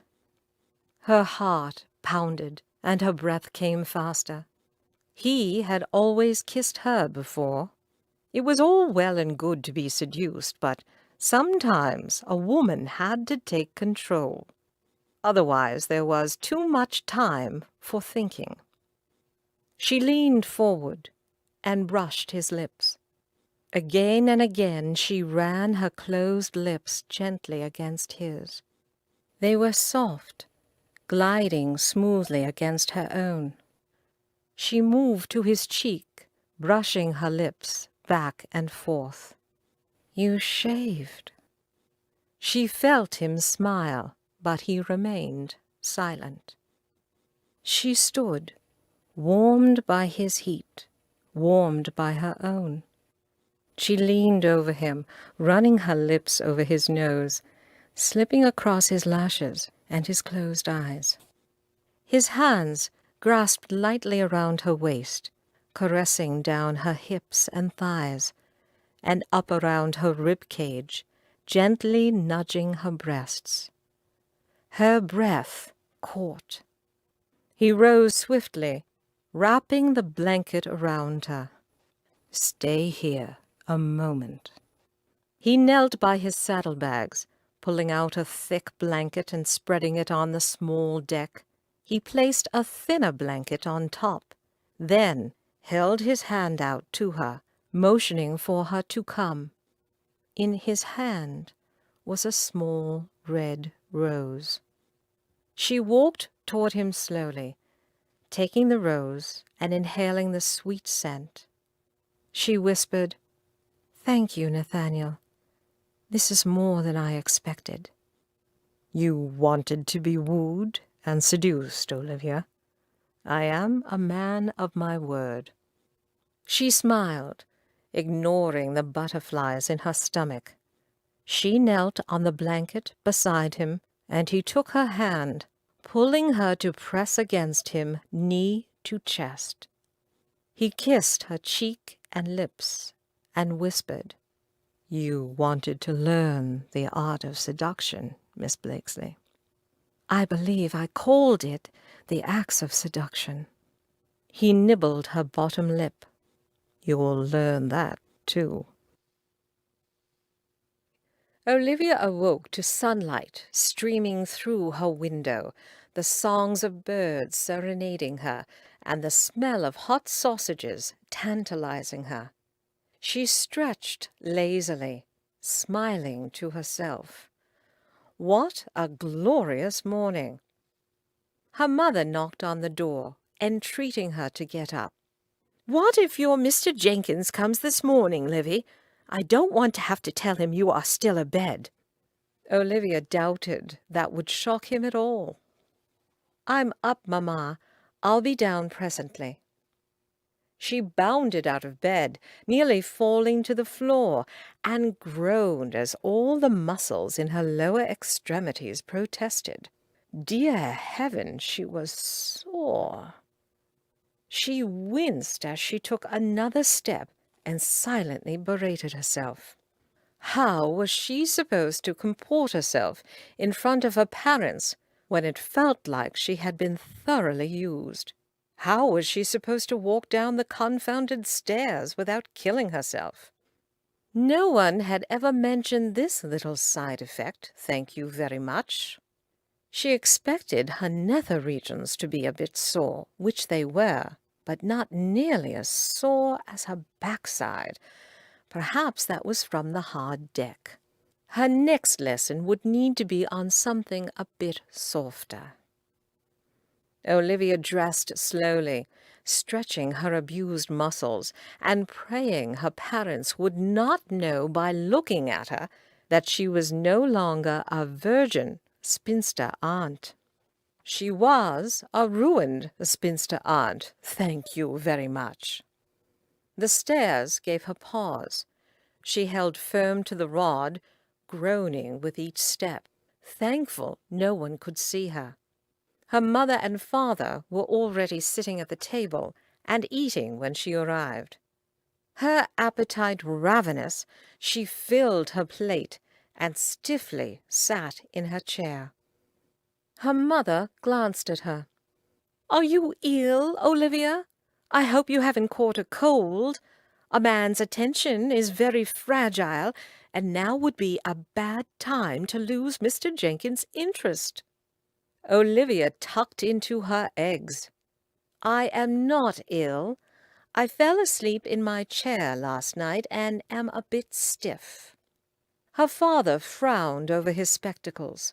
"Shall I send Haskins out with you, my dear? I know you do not like company, but this is not the country, even if you are on the roof." "No, Papa.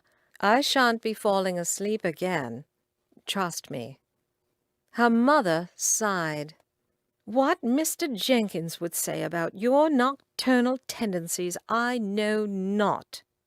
She pointed her fork at her daughter and shook it. "You are not a normal girl, Olivia." Olivia bit back a laugh. "I rather think he knows that, Mamma. I don't try to hide it." "Well, don't tell him that we let you outside at night alone. I shudder to think the scandal that would bring. Better he finds out after the wedding." Chapter 7. It had been almost a se'nnight since Nathaniel had come to her that night, and Olivia was feeling quite a bit restless, anxious, impatient. Oh, she saw him nearly every day. He came calling regularly and danced with her repeatedly, and everyone in the family called him her Mr. Jenkins. She refused to be seen anywhere else in public with him, and had tried to limit one dance per night with him. But she could hardly refuse him a second one, especially as he asked when she was surrounded by her family. She had explained that she was trying to be discreet, to protect his reputation, but he had merely laughed. She couldn't help but feel a tiny bit excited and alarmed with his public attentions. But if Mr. Jenkins, did not commit to a private rendezvous soon, she was going to start screaming. Olivia took a deep breath and smiled at Mary. She now realized why Nathaniel had been cautious in introducing her to the acte d'amour. No longer was she content with dances and kisses. She wanted more, needed more. No wonder young women were kept oblivious to the marital act until safely married. It would not do at all to have young women chasing after men, knocking them to the ground, and having their wicked way with them. She saw Nathaniel enter the room and tried not to run to him like some love-sick ninny. She smiled pleasantly when he caught her eye, and ignored her rapidly beating heart as he made his way to them. "Mrs. Elliot, Miss Blakesley, Mr. Jenkins, would you have the next dance free?" Olivia scowled at him. "Really, Mr. Jenkins, you just can't come dance with me as soon as you walk in the door. Wander around a bit, mingle. You're giving the gossips too much to work with." Mary hid a laugh behind her fan. "Are you often scolded by the women you seek out, Mr. Jenkins? I'm surprised you take it so well." He smiled. "I don't take it to heart, Mrs. Elliot. She insists on preserving my bachelor reputation, despite my decided lack of enjoyment in it. If it weren't for how sweetly she welcomes my company when she is not worrying what others think, I would leave her be." "My sister? Worrying about what others think? Sweet?" Mary looked at Olivia and smiled so happily that Olivia shuddered. Her mother would take one look at Mary and assume Nathaniel had proposed right then and there. Mary sighed. "Oh, Olivia!" Olivia turned away from her. "Oh, all right, let's go dance." Nathaniel chuckled, taking her hand in his. "Nathaniel, you are all but declaring your intentions with this tomfoolery. My family will be stricken when nothing comes of it." "Perhaps something will come of it." Her face darkened with anger. "You and I both know that isn't true. We have an agreement. You are not holding up your end." "I thought part of it was wooing and winning." "You've wooed. You've won. Now stop it." "I wonder why I don't feel as if I've won." Olivia muttered. "It is because you have not been fulfilling all your contractual obligations." A diabolical smile lit his face, and Olivia nearly tripped over her own foot. "Do you feel as if I have been ignoring a certain aspect of your education, Olivia?" She chose to ignore him rather than risk looking a besotted fool, and was taken completely by surprise when her mouth opened of its own volition and hissed, "A week!" "It has seemed like an eternity to me." She felt slightly mollified. "Then why have you not come?" "It was to give you time, Olivia. You were quite sore after." "True, but that went away quickly." "And then it was because I wanted to visit you." She thought for a moment. "You didn't visit because you wanted to visit?" "It does sound silly when you say it, but I do not like my passions to get out of control." "Ah, yes." She smiled. "I do turn most of the men around me into ravenous beasts." "You make one out of me." She laughed. "I don't believe you, but it is a pretty excuse." It is the truth, but if you won't believe it, then let's move on from excuses and on to plans." Her stomach flopped. "Plans? Have you resumed control of your beast, then?" He shook his head. "I am afraid he will be in control for quite some time. I no longer care." "Well, then, when shall I expect your ravenous beast?" And why, oh why, was that thought so titillating? Nathaniel so in passion that he had lost all control. "Perhaps tonight I can rein him in enough not to scare you." "Please don't on my account. I am slightly interested in meeting him." Nathaniel coughed, nearly missing the next step. Dear God! And Miss Olivia Blakesley, for the first time in her life, giggled. Mr. Nathaniel Jenkins had come to the conclusion this past torturous week that Olivia Blakesley was the woman he had been waiting to marry. He had never met a woman who intrigued him more, who could surprise him with her thoughts and conclusions, who tormented him with her diabolical choice of dress. He was not made to marry any young girl who thought the color orange was sophisticated. He preferred somber colors. He preferred high necks, not floating cleavage. He preferred conversation and debate. He preferred Olivia. He wanted to marry her. They were perfect for each other. He did not in the least fear that she would have nothing to do with her day, her life, then coddle him or want him to cuddle her. She had interests. Even better, she had interests that would not cost him an obscene amount of money. Of course, he would marry her, even if she wanted him to build an observatory, but he considered that highly unlikely. She was passionate, far more passionate than he had expected from any gently bred lady of the tone. She was far more curious than any lady of the tone.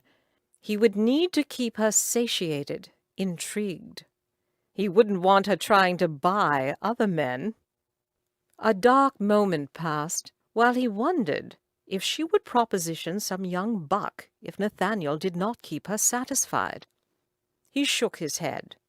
She had resorted to that out of desperation, and she was at least 27. It wasn't as if she'd begun propositioning strange men as soon as she'd entered society.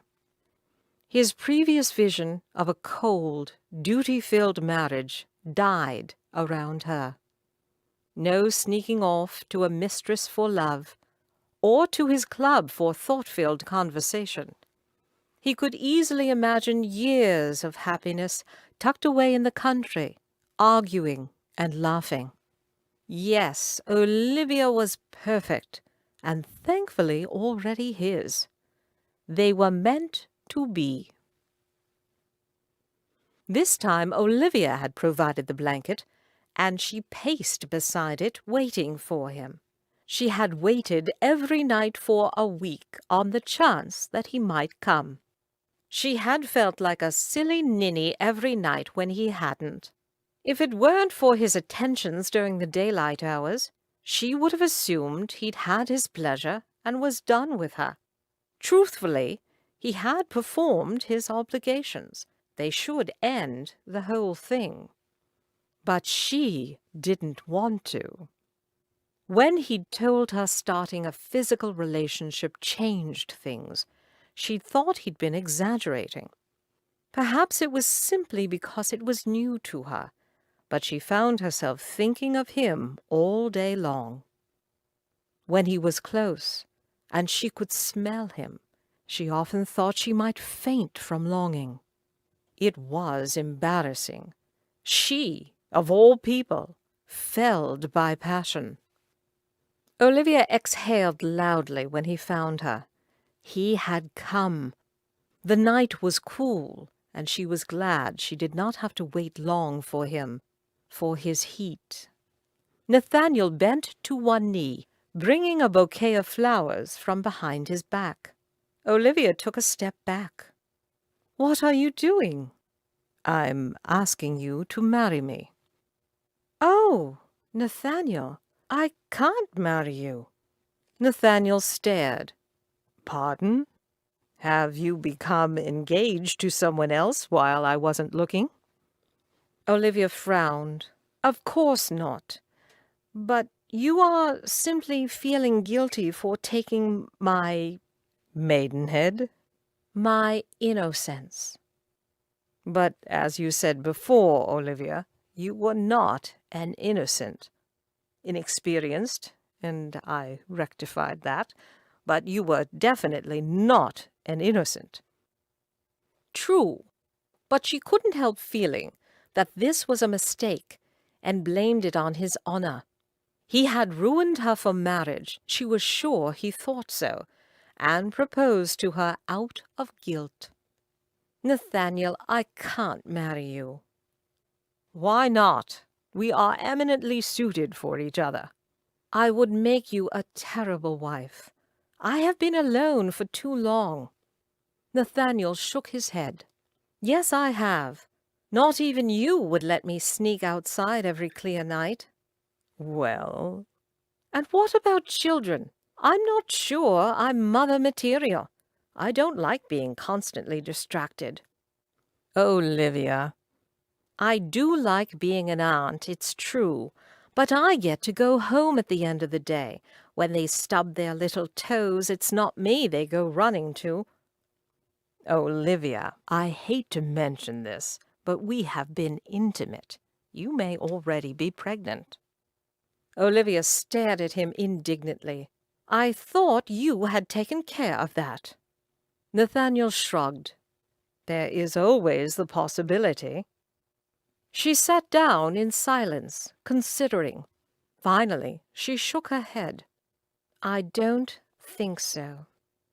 "And you're right. I wouldn't let you sneak outside every clear night. It's too dangerous, and I can't believe your father allows it." "I told you."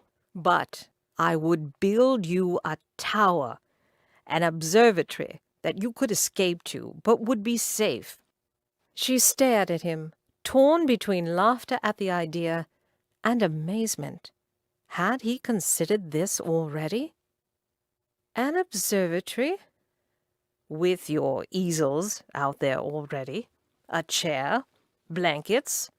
You could simply slip up there, and I wouldn't worry." He laughed. "I was just congratulating myself on choosing an inexpensive wife." Olivia shook her head. "It wouldn't be the same." "It would be better." "I like helping my father with the estate. Truthfully, he hasn't cared for the books in nearly 5 years." "I don't see why you would have to stop doing that. Indeed, I would enjoy input from you about my estates." She shook her head. "I am as free as any woman could ever be. My life is exactly as I want it." He took her hand. "When I am with you, my future does not seem so dark. When I am with you, life is colorful and wonderful. Can you not say the same?" She whispered sadly, "Nathaniel." He let go of her hand. "Think on it, Olivia. We are perfect for each other." She shook her head. "It's impossible. Perhaps we could go on like this." Nathaniel rose, taking a step back. "Perhaps not. One day we will both tire of sneaking around." He pointed at the hard deck. "We will tire of bruised backsides. We will tire of having to separate at the end of the day." Olivia said nothing, merely watched him with sad eyes. He turned to leave, and she rose from her chair quickly. "Will you not stay tonight?" He shook his head. I came offering you the stars, and all you want is the moon. I will not settle for less, Olivia. Chapter 8. Nathaniel found his mother at home the next morning. He threw himself into a chair, flopping into a boneless heap. Good morning, Nathaniel. Mother, prepare yourself. I'm getting married. Hallelujah! I assume to Miss Blakesley? You assume correctly. However, there is a small problem. His mother said, And you've come to me to fix it? How odd. Are you feeling quite well, dear? No, I have a recalcitrant bride-to-be who will not listen to me at all. You've picked well for yourself. I'd hate for you to be saddled with a woman who ran to do your bidding.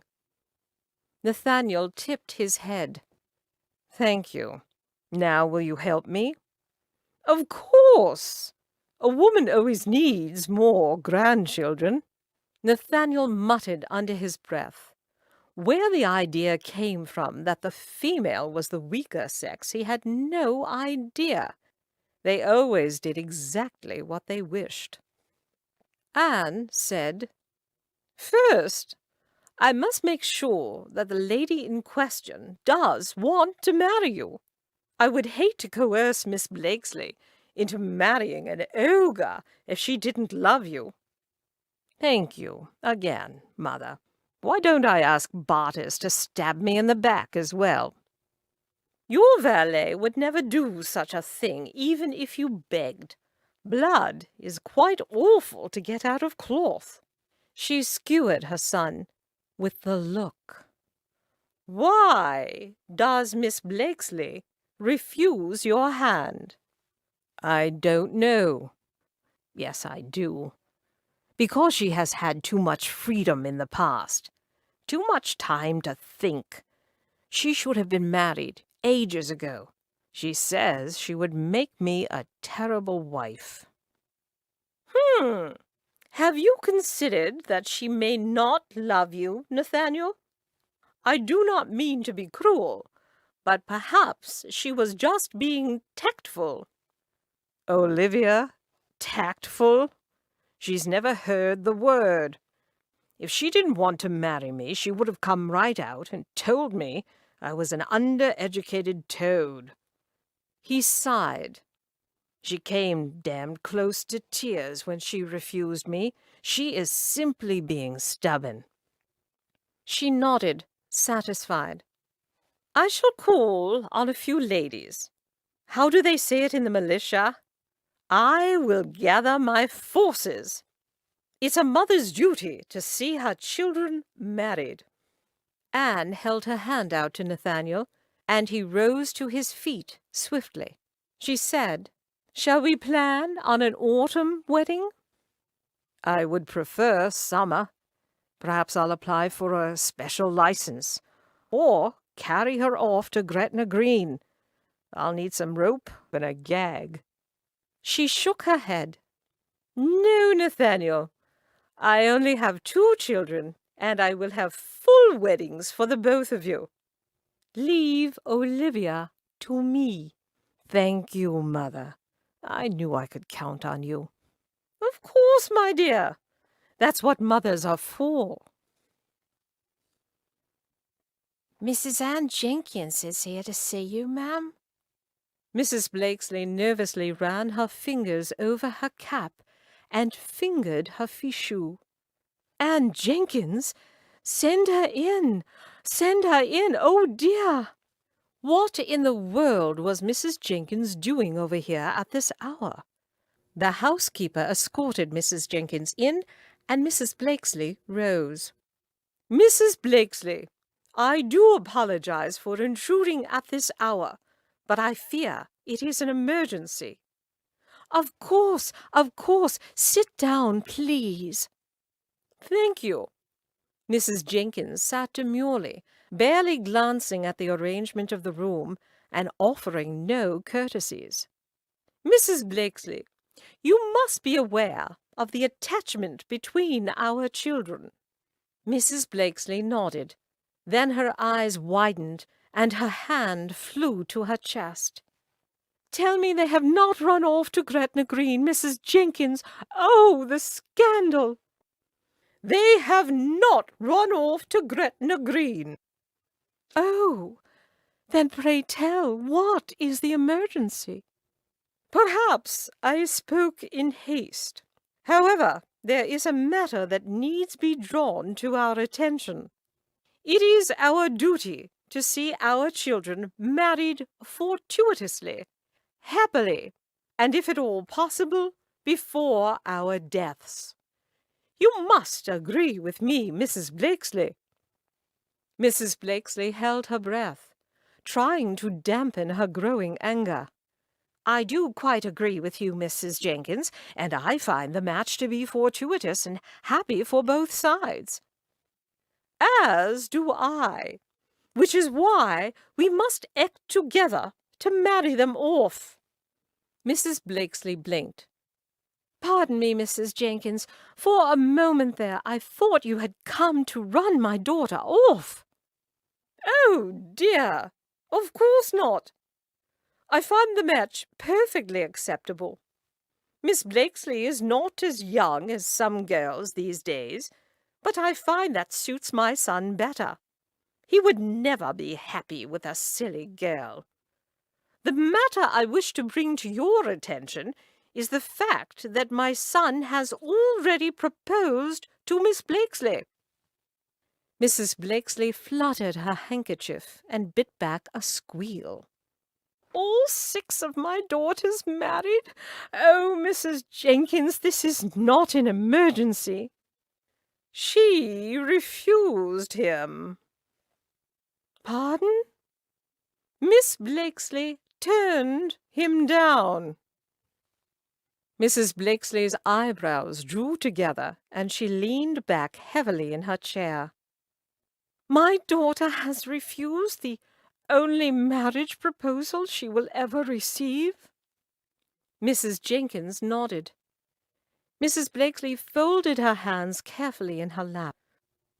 "I understand the emergency now, Mrs. Jenkins." "Thank you. We both have children who have remained unmarried far longer than one would wish. I intend to rectify that."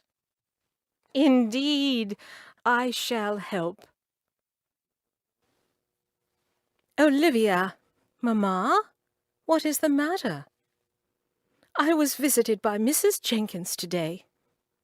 Olivia looked down at her painting, mentally cursing herself. She should have expected this. Nathaniel was not the sort to give up easily. "I was not aware you knew Mrs. Jenkins." "Of course we've met, Olivia. Our children were spending quite a bit of time together. In fact, some people would have been expecting an announcement soon." Olivia sighed. Whatever Mrs. Jenkins had told her mother, and Olivia was more than a little worried about that, it wasn't good. She could tell by the calm, monotonous voice. "An announcement seems a bit premature to me, but perhaps tongues start to wag as soon as a man asks for a dance." Her mother bent down until her nose nearly touched Olivia's cheek. "It wouldn't have been premature if you had accepted his proposal." "Ah, that was a bit quick. I hadn't expected you to hear of that quite yet." Or Mrs. Jenkins. Had Nathaniel told her everything? Mrs. Blakesley walked to an empty stool and dragged it across the room, positioning it beside Olivia. She smiled stiffly and sat. "I had thought Mr. Jenkins to have the approval of your brothers. Have you discovered some serious flaw in his character?" Olivia muttered. "Brothers-in-law, mother. You of all people should know I have no blood brothers." Her mother's forced bonhomie was more frightening than her anger. Mrs. Blakesley ignored her. "Perhaps He has a gambling addiction? I doubt it. He has lost his temper and frightened you. Mr. Jenkins, please, Mother. He's certainly lost his patience with me, but never his temper. Her mother watched her for a moment, then turned to stare out the window. He's kissed you, hasn't he? Olivia couldn't stop the blush from blossoming across her cheeks. She ducked her head, hoping her hair blocked her mother's view. Oh, Olivia, he has. She cleared her throat. A man's passions are not to be feared, Livy. Olivia's mouth dropped open, and she stared at her mother in horror. Mother! No, it was not proper for him to kiss you, but not entirely unexpected. He has scared you. Olivia placed her paintbrush gently on the easel. Perhaps she could tiptoe out of the room and drown herself? Her mother continued. A man's urges are sometimes wild and uncontrollable, Livy, but a wife's duty is not always a duty. It is possible to enjoy a husband's embrace. Oh, dear God. Mother, please, there is no need, really. Mr. Jenkins did not scare me. Her mother breathed a sigh of relief. Good, good, because there really is nothing to fear. Olivia turned to her mother and grabbed her hands, hoping to forestall any more embarrassing reassurances. He did not scare me, Mother. If I were to marry, I would be quite lucky to have him as a husband. But I am not wifely material. I would be awful. I do as I please, and neither you nor Papa has ever been able to make me do otherwise. That is not a good quality for a wife. You must admit that. Her mother looked torn between a stubborn refusal to admit the truth and the dashed hopes of seeing all her daughters happily married. Olivia squeezed her hands. I respect Mr. Jenkins far too much to saddle him with me for a wife. Perhaps you do not respect him enough to let him decide what he wants in a wife. Olivia stood, stowing her paints and brushes quickly. He shouldn't want me. I should never have accosted him. He is a good man, a decent man, an honorable man. And I, dear mother, am an idiot. I should have seen this. Seen what? That a good, decent man would want to marry you? Of course he would. You have many good qualities to offer a husband. Oh, yes? Do you think he would want me to take over the books for him? I shall certainly offer my services, but that does not mean he should marry me. I am what I am, Mother. A spinster extraordinaire. Olivia Blakesley, do not use that foul word in this household. It is not a foul word, and just because you attack anyone who utters it doesn't change the fact. Can you not see what I am, who I am? Nothing. Nobody. 5 daughters married is enough. I am happy. I want nothing more. I do not want Mr. Nathaniel Jenkins. Chapter 9. Nathaniel was unsurprised when his sister burst into his library. He'd expected her much earlier. Nathaniel! Diana, how are you? Good. Hold him, won't you? She thrust Nathaniel's latest nephew into his arms. He will not be put down and insists on crying in my ear. Nathaniel held his nephew expertly, jiggling the boy and making faces until he stopped his wailing. What a mean mamma you have, Jacob. Doesn't she know that crying is simply your way of saying you want a biscuit? Oh, mamma knows it. His fondness for biscuits is why my arms are about ready to fall off." She eyed him.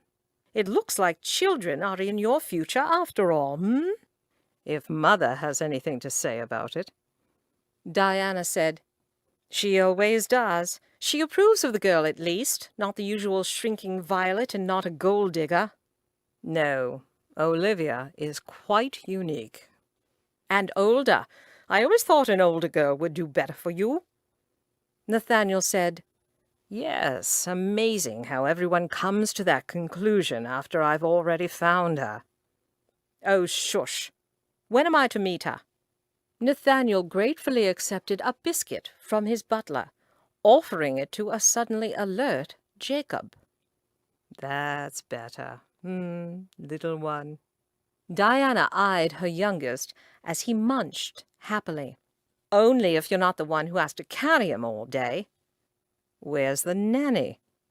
"Left. He's gone through 4 already.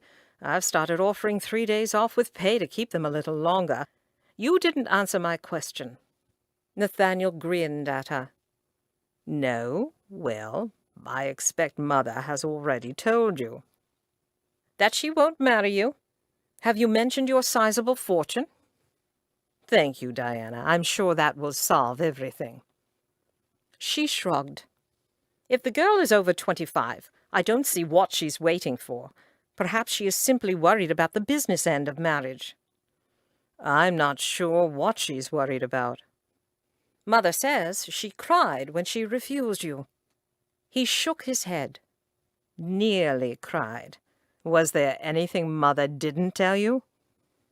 "She didn't tell me when I could meet her." "I believe she is going to the Mays affair tonight." "Oh, really? What extraordinarily good luck." "Don't scare her off, Diana." She gave a ladylike snort. "I assume you have not met her sisters. She has 5, did you know? They can all hold their own quite well. The eldest came out the same year as I. I had thought her quite the original, but each sister seems to surpass the others one way or another. I doubt Miss Olivia Blakesley would even blink at anything I said." "Nevertheless, I want her to join the family, not run screaming from it." Diana smiled. "She's not met Mother, then? Perhaps Miss Blakesley is refusing because she is unsure of your sincerity. She's not met any of your relations, after all." Nathaniel wiped biscuit crumbs from his knee and offered another to Jacob. "I fear she will find out all too soon that I was showing her my fondest respect by keeping my relations from her." "I'll endeavor not to overwhelm her, but I really don't think you need to worry. I fully expect Miss Blakesley to be able to hold her own against me or Mother." She picked Jacob up, preparing to depart, and raised an eyebrow at her brother. "She is, after all, holding her own against you." He grimaced, rising and kissing her cheek. "It is my greatest character fault, finding sweet, biddable women utterly boring." "Then you should be grateful you have none in your life. Till tonight, brother dear." Mary burst into Olivia's room, the bedchamber key dangling from her finger. "A little trick I learned from you." Olivia glared at her. "Go away. That door was locked for a reason." "Yes, I know, so you could mope about. Oh, poor me!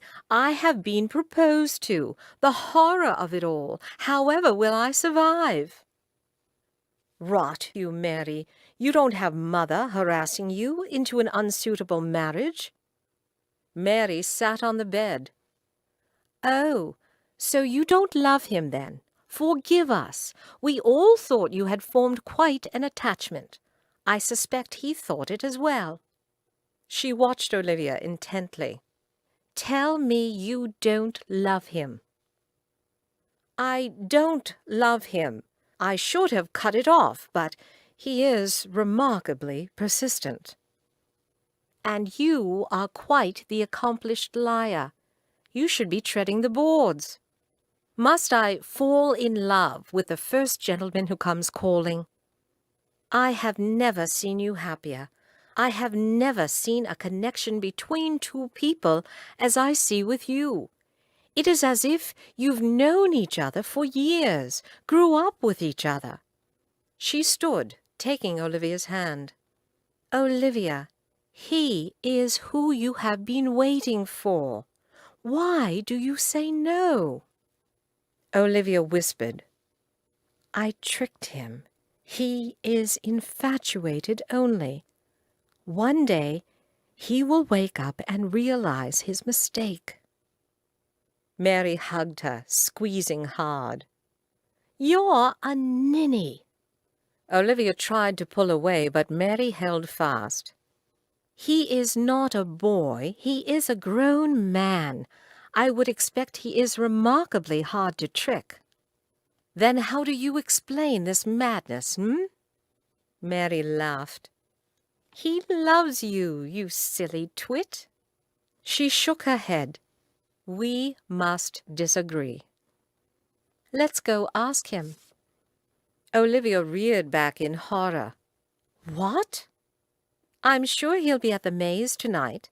We'll ask him why he insisted on doing something so foolish as proposing to you." "You have gone mad." "I don't think I'm the mad one in this room." Olivia pointed her finger at Mary. "Do not dare embarrass me by asking him anything." "Oh, do you care then what he thinks of you and your family? Intriguing." "Mary, promise me." Mary shrugged, heading toward the door. "You'll have to try and keep me from him this evening. And Rufus," she laughed, "that would be even worse, don't you think?" Olivia sat unseeing on the bed, imagining Mary and Rufus accosting Nathaniel and demanding his declaration of love. She whispered, "You are horrific." Mary stopped at the door. "I would do anything to secure the future happiness of my favorite sister. Anything at all. I thought you would be the one person I could count on to be on my side. Perhaps you should examine why I am not. Perhaps you are in the wrong, Olivia." She waved. "See you tonight, my dear." Olivia lay back on the bed. For the first time in her life she felt outmatched by her family, and did not in the slightest enjoy the experience. Mr. Edward Blakesley to see you, sir." Nathaniel sat back unexpectedly. He had not spoken to her father about his intentions, mainly because he wasn't certain Olivia would ever accept him. "Show him in, please." Her father entered the study dressed as the country gentleman he was, his spectacles perched on his nose, his graying hair clipped short. Olivia took after him with her willowy frame. Mr. Blakesley reminded him of his own father, quiet, calm, and ruled by the women in his life. Nathaniel's mother and sister had run his childhood home, and he could see a similar situation with Mr. Blakesley. He felt a twinge of camaraderie with another man surrounded by forceful women. Mr. Blakesley smiled and took the seat Nathaniel offered. "Thank you, my boy. Once a man becomes a grandfather, it seems his energy is sucked away." My father said something similar when my oldest nephew was born. It reminds us how far away our own childhood was. Mr. Blakesley cleared his throat. "I understand you have been pursuing my daughter." "Yes, sir, I'm sorry I have not spoken with you, but considering she hasn't accepted, I thought it prudent to wait." Mr. Blakesley chuckled. "Yes, that is what I came to speak to you about. I thought I'd warn you that once Olivia gets an idea in her head, it is notoriously difficult to get out. You have an uphill battle, I'm afraid. I've noticed she does forge her own path. That is certainly one way of putting it. I'm the father of 6 girls, Mr. Jenkins. They each have their own personalities and traits, it seems like from birth. I love them all dearly, but I must confess that Olivia has always had a special place in my heart. There are not many men who know exactly what they do and do not want, and go after it with single-minded abandon the way she does. It has turned my hair gray and given her mother apoplexy on many occasions. Nathaniel smiled. I can certainly believe that, sir. And I would not want anyone to change that about her. No, sir. Mr. Blakesley stared at him, appraising him. Finally, he nodded. However, none of us are infallible. She has been wrong before, and I think she is wrong this time. Olivia has never been so happy, and I credit that to you. You seem to understand her, and that is something we should all be so lucky to find. He stood to his feet, waving Nathaniel down. I will give you a tip, my boy.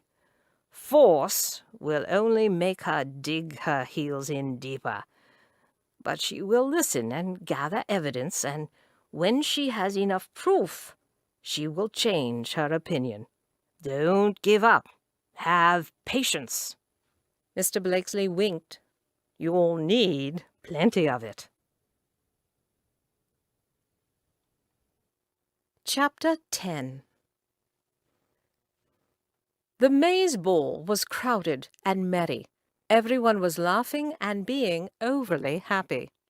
Olivia could not keep a scowl off her face. She had never been in a worse temper. Her head pounded with every step she took and every beat of the music. Mary was attached to her like a limpet on a rock, and her mother watched her like a hawk watching a mouse. What were they expecting her to do? Make a run for it through the garden? She was here to keep them from confronting Nathaniel. She had been threatened and bullied into coming, and now they acted as if she was their prisoner. It was nearly too much to bear. Not to mention, she had not seen Nathaniel for days, not since he had lost his mind and proposed to her. Would he even be here? If he came, would he acknowledge her? Would she acknowledge him? Miss Blakesley? Olivia turned to find an elegantly dressed woman she had never met before. Very shocking, I know. We have not been introduced, but really, I can't stand to wait on such niceties. I have a few words I'd like to say to you. Perhaps a few of those words would be your name?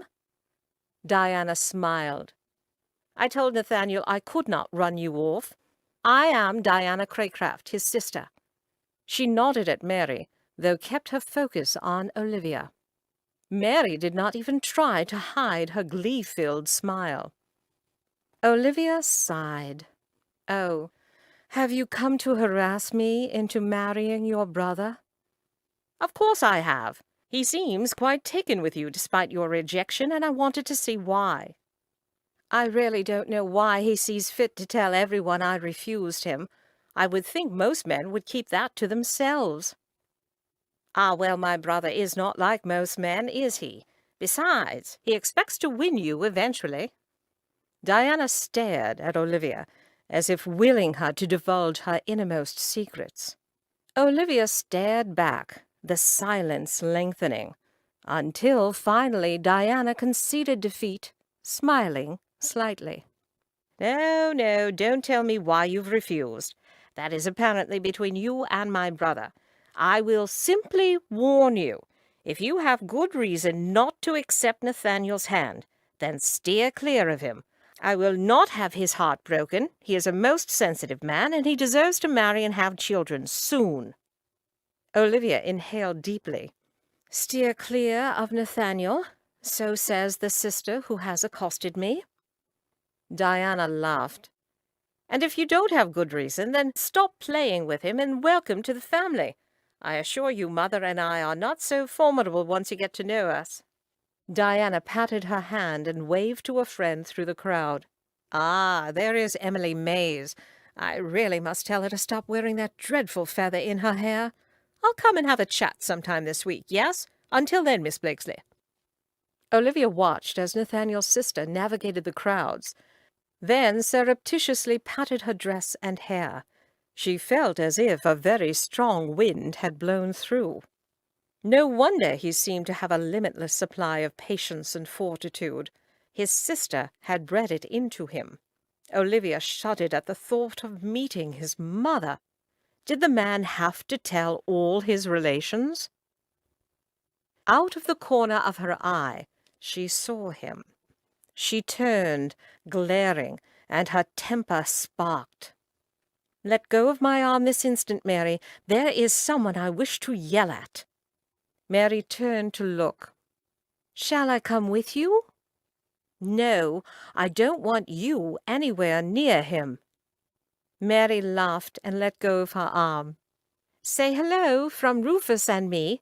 I think I will go contrive an introduction to his sister. She seemed an interesting sort."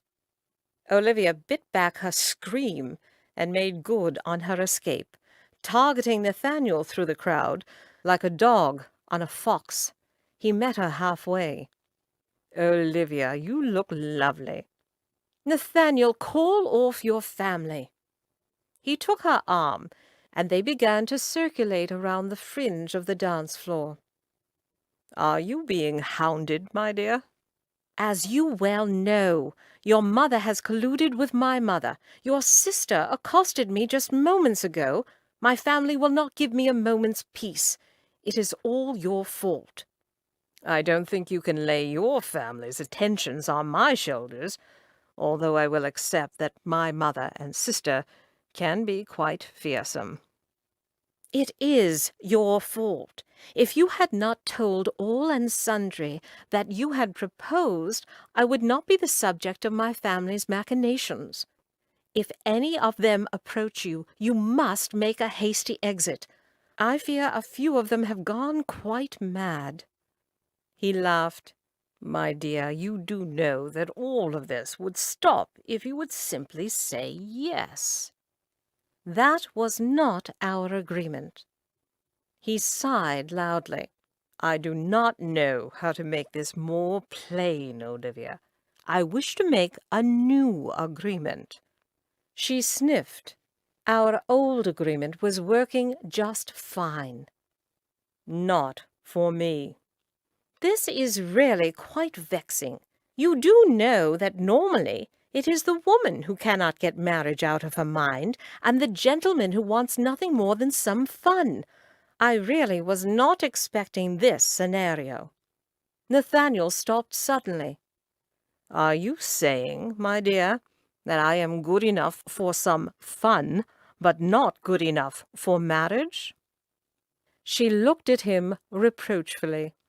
"Of course that is not what I'm saying. Don't be silly."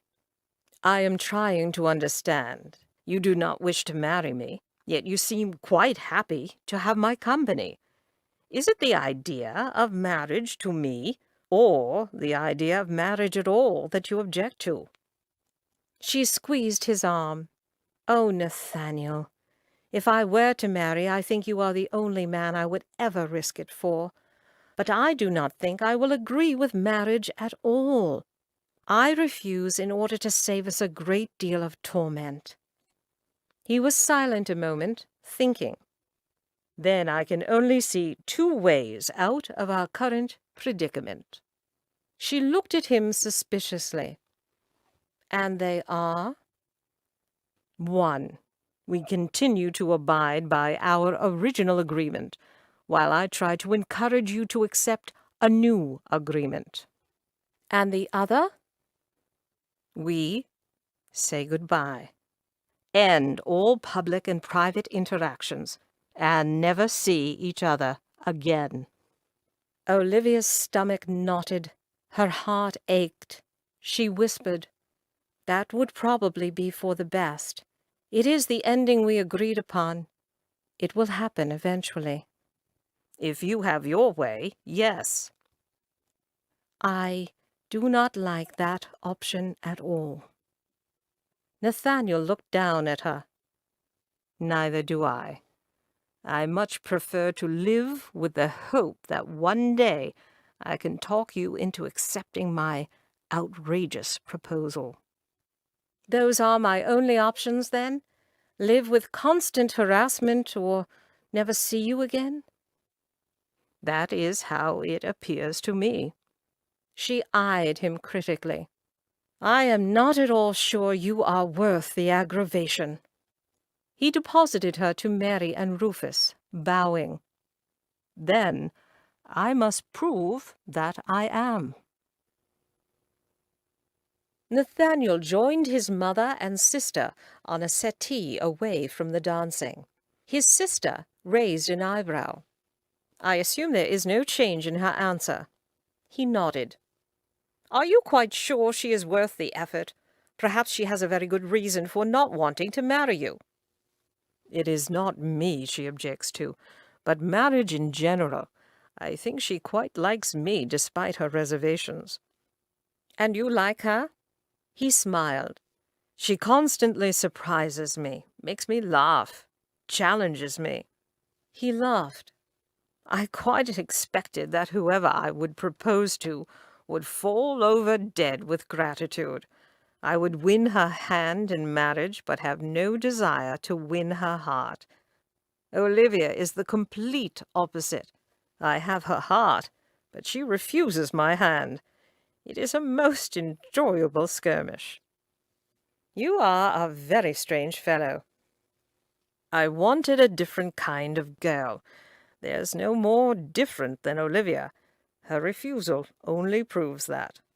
His mother smiled. You are so much like your father. I'm afraid he had to ask me more than once as well. She laughed. Stubborn women do very well in this family. I shall pay her a visit.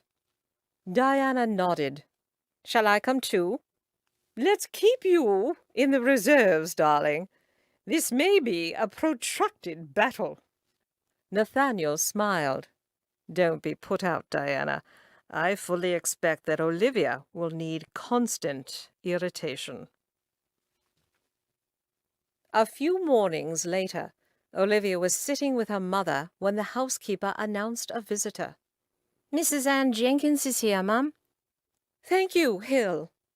Olivia jumped to her feet and turned to her mother reproachfully. Oh, Mother! You sit down, Olivia. Mrs. Jenkins entered the cozy room, smiling at Mrs. Blakesley. Mrs. Blakesley, how are you this morning? In fine spirits, thank you. Have you met my daughter, Olivia? Miss Blakesley. Mrs. Jenkins.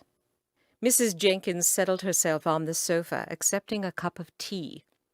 So, Miss Blakesley, I hear you have refused my son's offer of marriage. Olivia sighed. Yes, Mrs. Jenkins. And why is that? He is my son, and therefore I am biased, of course, but I cannot think why anyone would refuse him. Olivia heard the unspoken, especially by an old spinster like you. She said, I must assume, since he told you I wouldn't marry him, why as well. Mrs. Jenkins waved that suggestion away. He's a man. What would he know about a woman's reluctance to marry? Olivia sat down, and Mrs. Jenkins leaned forward to pat her hand. Are you surprised that I understand? Every woman must wonder about the man she is marrying. Every woman must wonder how her life will change. Olivia turned to her mother. Were you apprehensive when you married Papa? Mrs. Blakesley patted her other hand. Of course I was, Olivia. I left my family to live with a man I'd spoken to a handful of times. It is upsetting at the best of times. My father had made all my decisions before then. I knew what to expect, and suddenly another man was to make those decisions. I married a good man, but there is a relearning period, no matter how good. Mrs. Jenkins said, "My son is a good man, although I wonder if you will have the same worries and expectations your mother and I did. You are older, and with that comes a certain independence of spirit. I doubt if you will let my son make any decision you do not approve of in regards to your situation." "It's true, Olivia. You never let your father or myself coerce you into doing what we think is best. And I hesitate to say this in front of his mother, but I doubt you will let Mr. Jenkins harass you into what he thinks is best either." Mrs. Jenkins smiled. "I believe this proposal is a perfect example. You won't be pressured into marrying him until you are ready. I applaud that. But I would like to see grandchildren before the good Lord calls me home." Olivia said, "Well, despite my apparently normal hesitation, there are other reasons." Mrs. Jenkins sat back to get comfortable. "And they are?" Olivia blushed. "Well, let me make this easy for you, Miss Blakesley. Do you love my son?" "There is nothing not to love." "That wasn't the question." Olivia sighed. "I refuse because I love him. I will never be a biddable wife, never take tea, go to the operas, or follow the latest fashions. I will do as I have always done, paint the stars, read my journals, and go my own way. That is nobody's definition of a good wife, Mrs. Jenkins." "A very pretty defense. But Nathaniel would be bored silly with a biddable wife, will never know the latest fashions either, and abhors the opera. You two seem perfect for each other. And despite all your talk, I think that is what you are afraid of. You have met your match, my dear." Mrs. Blakesley beamed at Mrs. Jenkins. "I thought the same thing. It comforts me to know you agree, Mrs. Jenkins." Olivia shook her head. "It really is quite a pity, then, that one of the parties involved has no intention of changing her mind about this marriage business." Mrs. Jenkins put her cup down. She cleared her throat. She looked to Mrs. Blakesley and said quietly, "Would you mind if I had a moment alone with your daughter, Mrs. Blakesley?" Mrs. Blakesley looked reproachfully at Olivia, then stood. "Good luck, Mrs. Jenkins." Mrs. Jenkins studied Olivia until the door latched. She leaned forward. "I applaud your tenacity. If I didn't think you were being a fool, I would congratulate you on remaining true to your principles. If I hadn't heard with my own ears that you love my son, I would say no woman should be forced to marry. And yet you are an idiot." Olivia remained silent.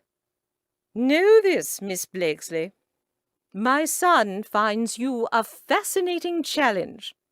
I have not seen him so happy or alive in many years, and I would accept nearly any girl who could make him smile as much as you do." She stood. "I hope you are prepared for a siege, my dear. The Jenkins do not give up so easily." Chapter 11. Olivia crept through the darkness, cursing herself for all the foolish ideas she had ever come up with. It seemed that old age was not giving the wisdom promised. Indeed not, since this was by far her maddest scheme yet. Nathaniel would probably not even be at home, and the evening would be wasted. Where was she to sleep tonight? She couldn't go back home. She told her mother she would be staying with Mary. And how would she explain to Mary if she arrived at her house after dark?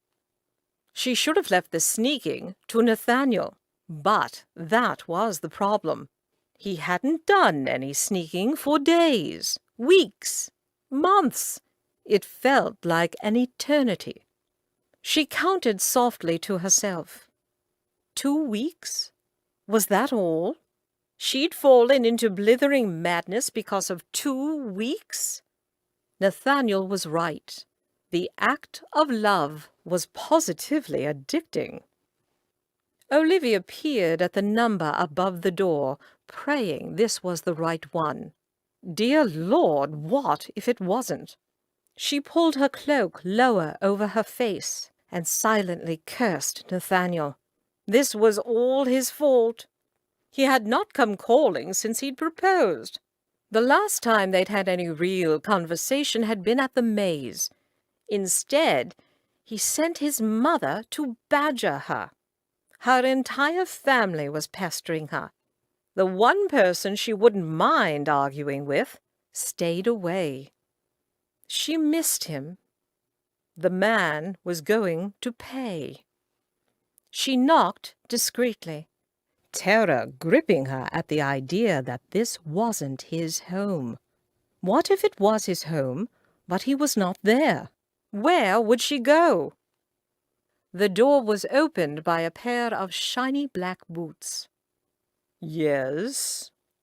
Olivia swallowed and said in a bad French accent, I am come for Mr. Jenkins. It is a matter of l'amour. That was greeted with silence, and Olivia wanted fervently to hide behind a bush. What had she been thinking? I don't suppose you have a card, madam. No. The shiny black boots sighed. Please follow me. He led her down the hall into a study and told her to wait. She looked up after he had gone, studying the comfortable chairs, books stacked on the tables, and a fire burning itself out. She sniffed, trying to place the scent in the air, wondering if the butler had gone to fetch Nathaniel or the authorities. The door opened behind her, and she quickly looked down again. How may I help you, madam? Nathaniel asked, and Olivia nearly swooned with relief. Oh, Nathaniel! She ran to him, throwing herself into his arms. Olivia, what's wrong? What has happened? She pushed away from him, glaring at him, remembering her anger. What's wrong? Where have you been? I've been waiting for you for days, sitting in the damp for nothing. He guided her toward the fire, taking off her cloak. He rubbed his forehead. Olivia, you refused me. I was staying away to give us both time to think. If you'll remember, Mr. Jenkins, we had an agreement, and it had nothing to do with marriage. Sit down, Olivia. He walked to the sideboard, filling a glass and thrusting it at her. Drink this. What is it? She asked as she sipped, then coughed. Brandy. It should warm you up. He stared at her, a perplexed look in his eye. How did you get here? I hired a hackney from the Rutherfords. I told Mother I was going home with Mary. I walked a distance before choosing one. You know they line up waiting to take everyone home later. I'm amazed it was so easy, really. Nathaniel slumped into a chair. He muttered to himself, Is this what marriage would be like? Afraid of the next harebrained scheme my wife would come up with? Olivia rose in indignation. Since we will not be married, that is not in question. Then why have you come tonight, if not to accept my hand and tell me how ardently you love and admire me? Don't tease me, Nathaniel. My nerves are shot from all this sneaking around. I'm not teasing you, Olivia. I am simply wondering why you have gone to the trouble and risk of coming to my home at night. She looked at him, unwilling to admit to him that she couldn't go 2 days without seeing him, 2 weeks without feeling him. It seemed too pathetic. Better to blame it on curiosity. He said, And don't feed me a line of scientific studies. Your parents may buy that mumbo-jumbo, but I do not. The stars are the only thing you study. She sat down. It's not mumbo-jumbo. I wanted to see you purely for scientific edification. His eyebrows raised. I mean, I wanted to see if I could leave undetected, and as you are the only one I know, I chose to come here. Obviously, it worked quite well.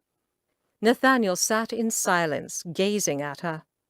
So, you didn't come to be kissed? Of course not. It has only been a few weeks. I assure you I can last that long.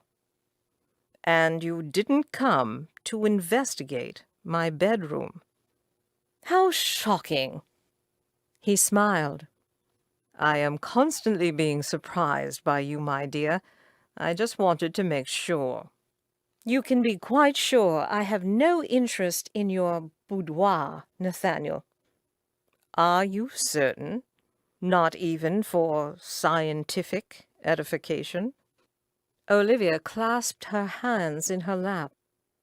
Well, for science, I have actually never seen a man's bedroom before.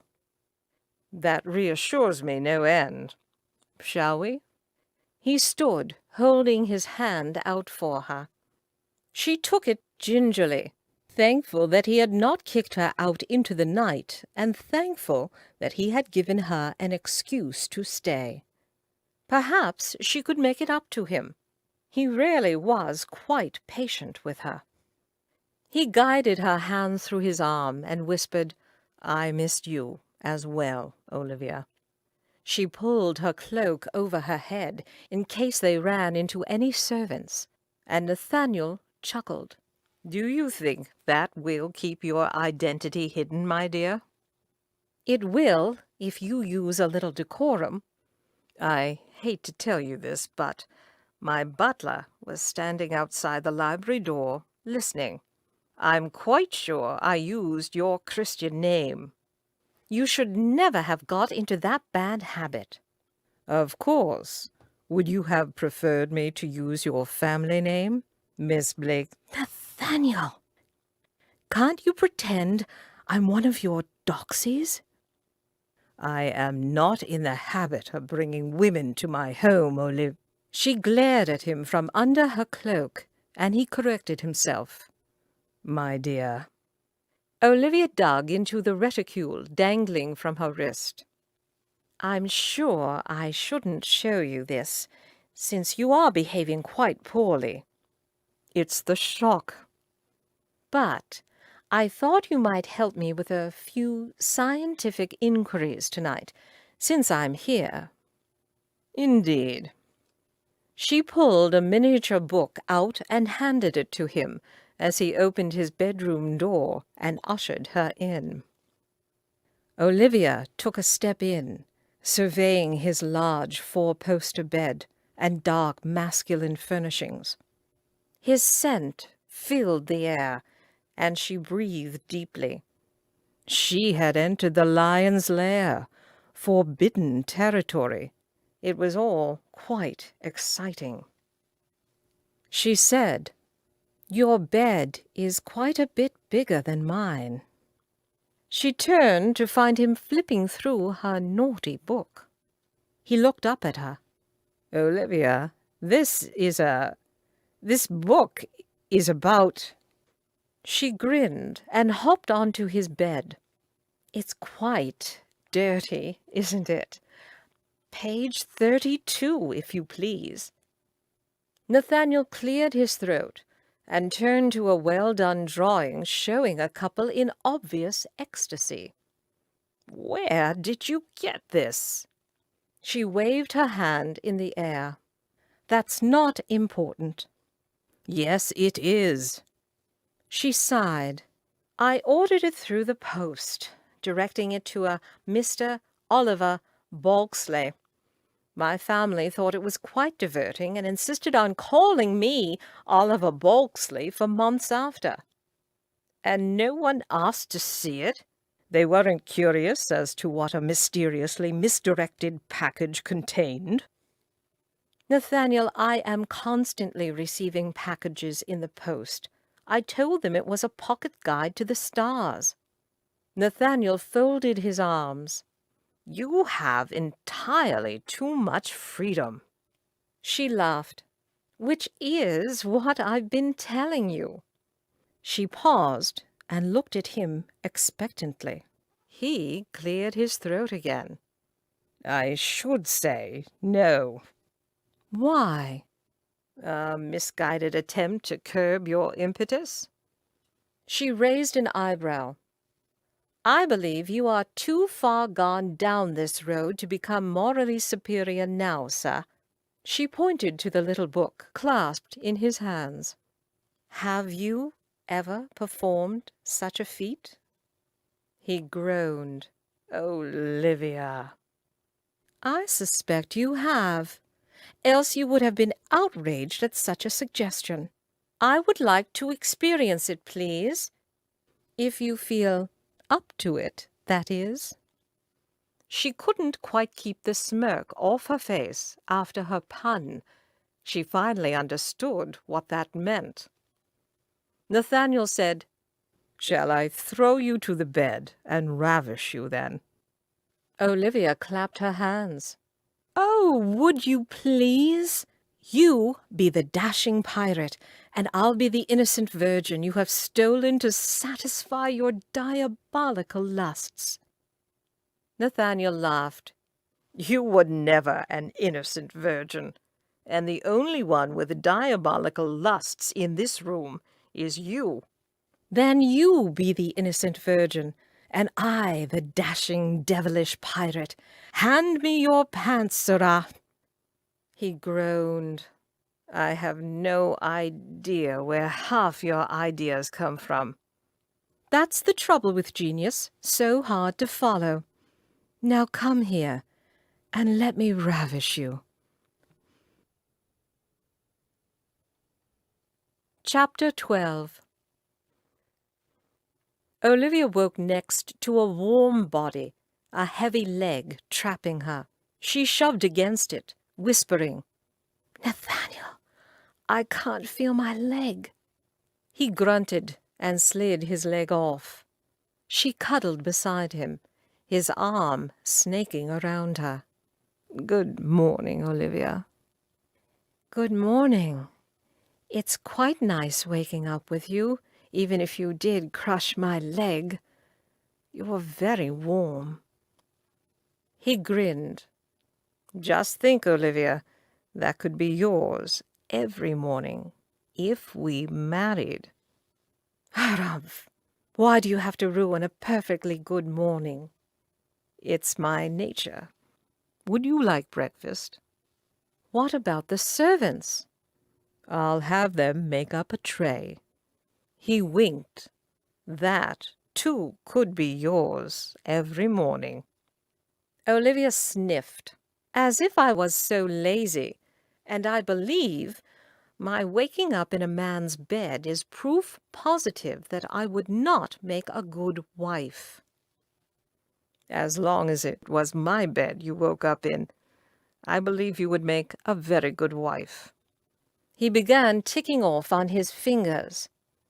"Because you are entertaining. You are intelligent. You are passionate. You have irresistible taste in dresses. I really can find nothing wrong with the idea of marriage." I have thought of a new rule, Nathaniel. He murmured, Only one? No more mentions of marriage. It quite puts me off. And stop sending your family to change my mind. I have had enough lectures. I'm surprised you haven't sent for the magistrates. Tie this girl up. She refuses to marry me. I could quite easily force your hand, Olivia. You are in my bed. We have had intimate relations. Your father has the right to force me to marry you at sword point. Well, he wouldn't force me at sword point, and I would advise you not to try either. Nathaniel flung the covers off and rose. He said, If you do not wish to be forced into marriage, I would advise that you dress quickly. I'll need to deposit you somewhere less questionable. You can take me back home. I'll tell them I woke early. Lies come unnervingly quick to you, Olivia. Won't your mother ask your sister? No, I go over often enough. She doesn't question it. He shook his head and muttered, Too much freedom entirely. The cold ring of steel silenced the crickets mid-song. Nathaniel pushed Olivia behind him, cursing himself for escorting her this early in the morning. Olivia gasped, Rufus, what are you doing? He answered coldly, I could ask the same of you, Olivia, and of you, Jenkins. She muttered, Oh, bother, under her breath, and attempted to push Nathaniel aside. He has a drawn saber, Olivia. Please stay behind me. Her very angry brother-in-law gazed in fury at Nathaniel, and truth be told, he couldn't fault the look. He deserved everything he got from the wicked-looking sword, but he'd be damned if he got it in front of Olivia. Nathaniel said, Mr. Elliot, Unless you're going to tell me the announcement has already been sent to the papers, I don't want to hear it, Jenkins. Olivia shouted, Rufus! Olivia, he is escorting you home in the early morning, and you told your mother you would be staying with us last night. She gasped again. You didn't tell her? No. Oh, thank you. I'm sorry. It was a dreadful thing to do, but it was a stupid thing to do. You are not only risking your reputation, but your entire family's as well. Olivia said, Yes, well, luckily, I'm the only one unmarried. Nathaniel interrupted. And luckily, I have already asked for Miss Blakesley's hand. The sharp end of the sword gently fell to earth. Good. But this is still a stupid idea, Jenkins. Olivia tugged at his coat. Nathaniel? She, however, has refused me. She uttered a very unladylike word as Rufus speared her with his iron gaze. How extraordinary. Rufus. If you have no feelings for him, Olivia, why are you sneaking around with him? Nathaniel turned to face her, secure in the knowledge that he would not be stabbed in the back by her angry relative. Mr. Elliot's anger was directed where it should rightfully be. Yes, Olivia, that question has been bothering me as well. Her eyes narrowed, her chin rose, and she tapped her foot. As I have explained at length, I do not wish to marry. Rufus Elliot guffawed. It seems to me that you wish very much to marry. Olivia blushed. You know nothing of it, Rufus. And you, Mr. Jenkins, know what this is, and why I won't marry you. Rufus, please escort me home. It would be a disaster if anyone else saw us together. It'll give me a chance to tan your backside. I dare you to try. Nathaniel rubbed his forehead. "I'll leave you to it, Elliot. And you, Olivia. I shall see later." He spun on his heel, frustration flashing in his eyes. Olivia sighed, cursing herself for her brainless ideas, cursing the world in general, and men in particular, for making mountains out of molehills. Rufus sheathed his saber, his jaw tight. "Please, don't tell Mary, Rufie." Why not? You don't seem to care who knows. "I care. I was just stupid." Olivia, you are walking a tightrope. Jenkins has every right to force you into marriage. He is being too soft-headed. One word to your father would end this.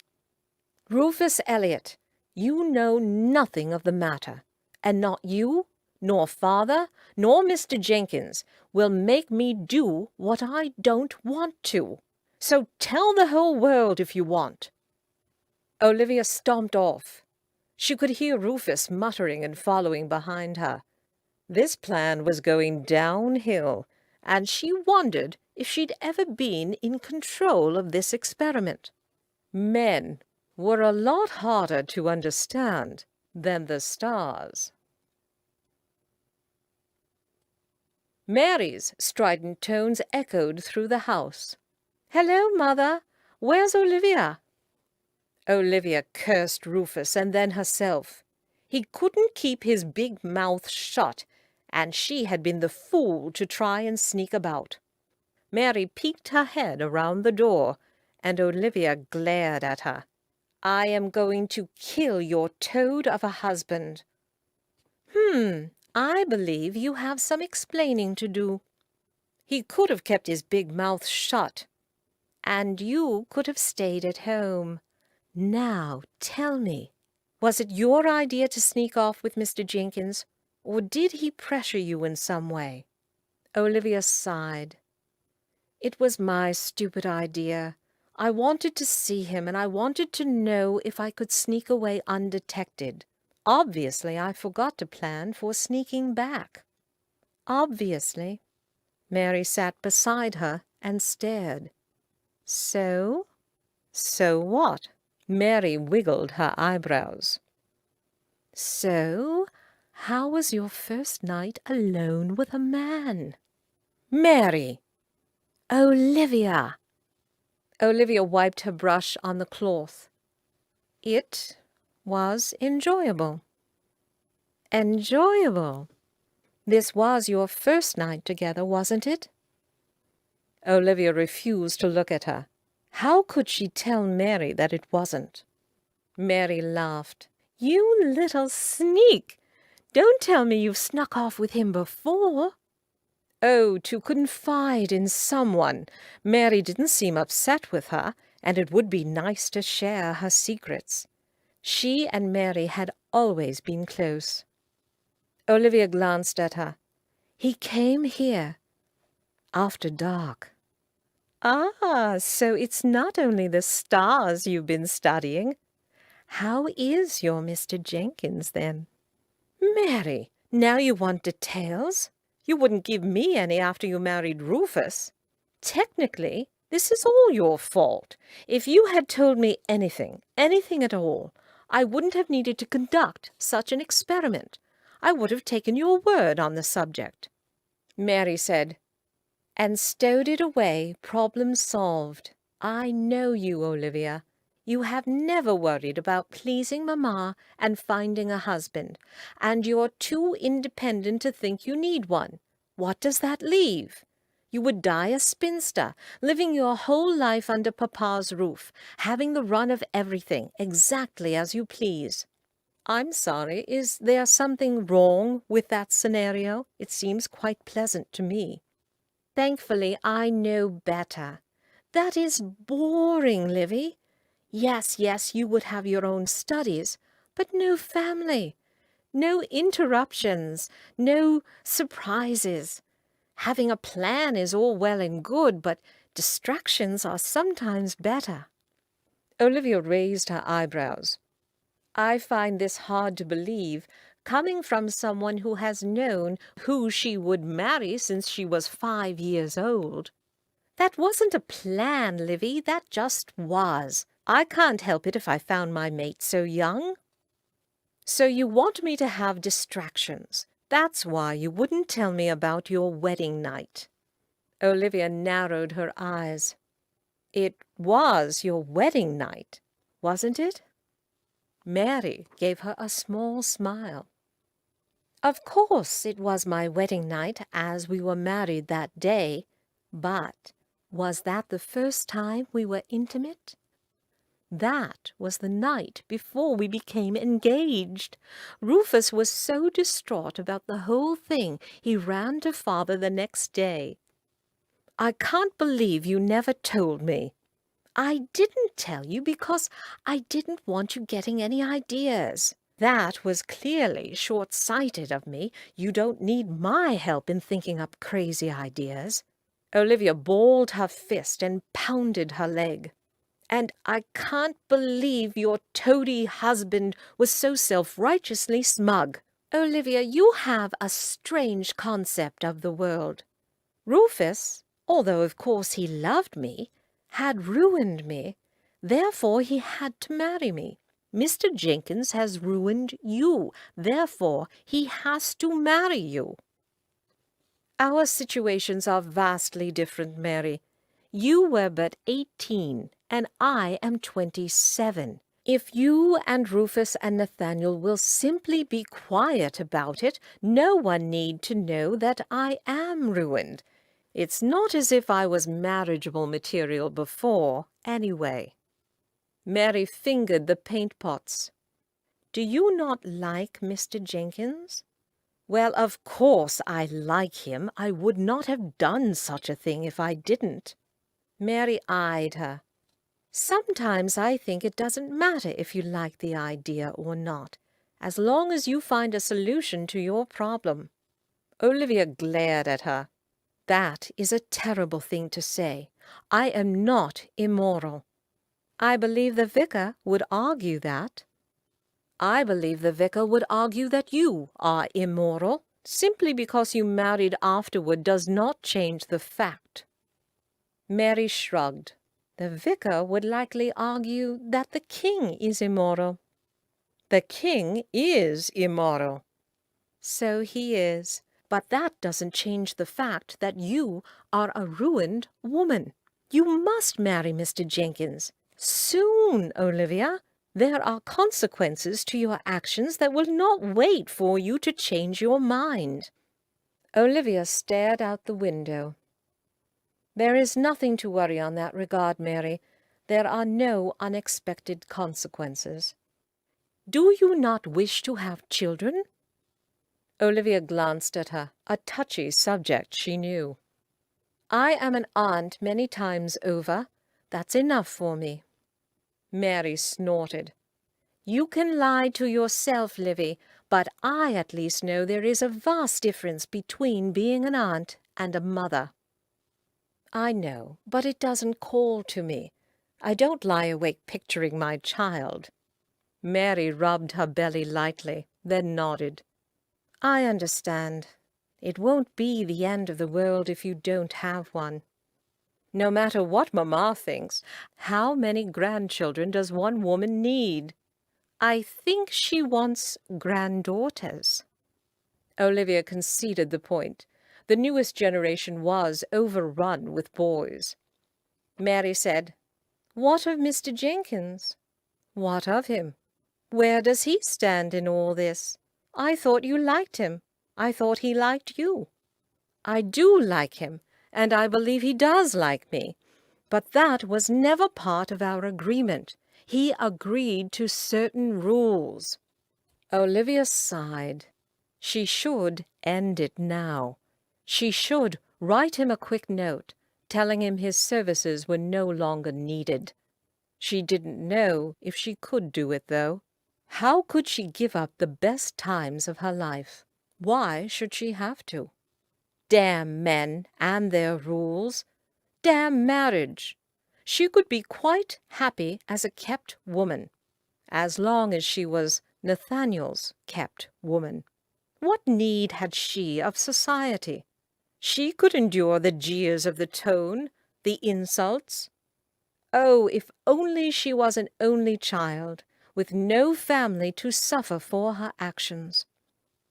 Mary looked intrigued at the idea of an agreement, but merely said, "Agreements change, Olivia.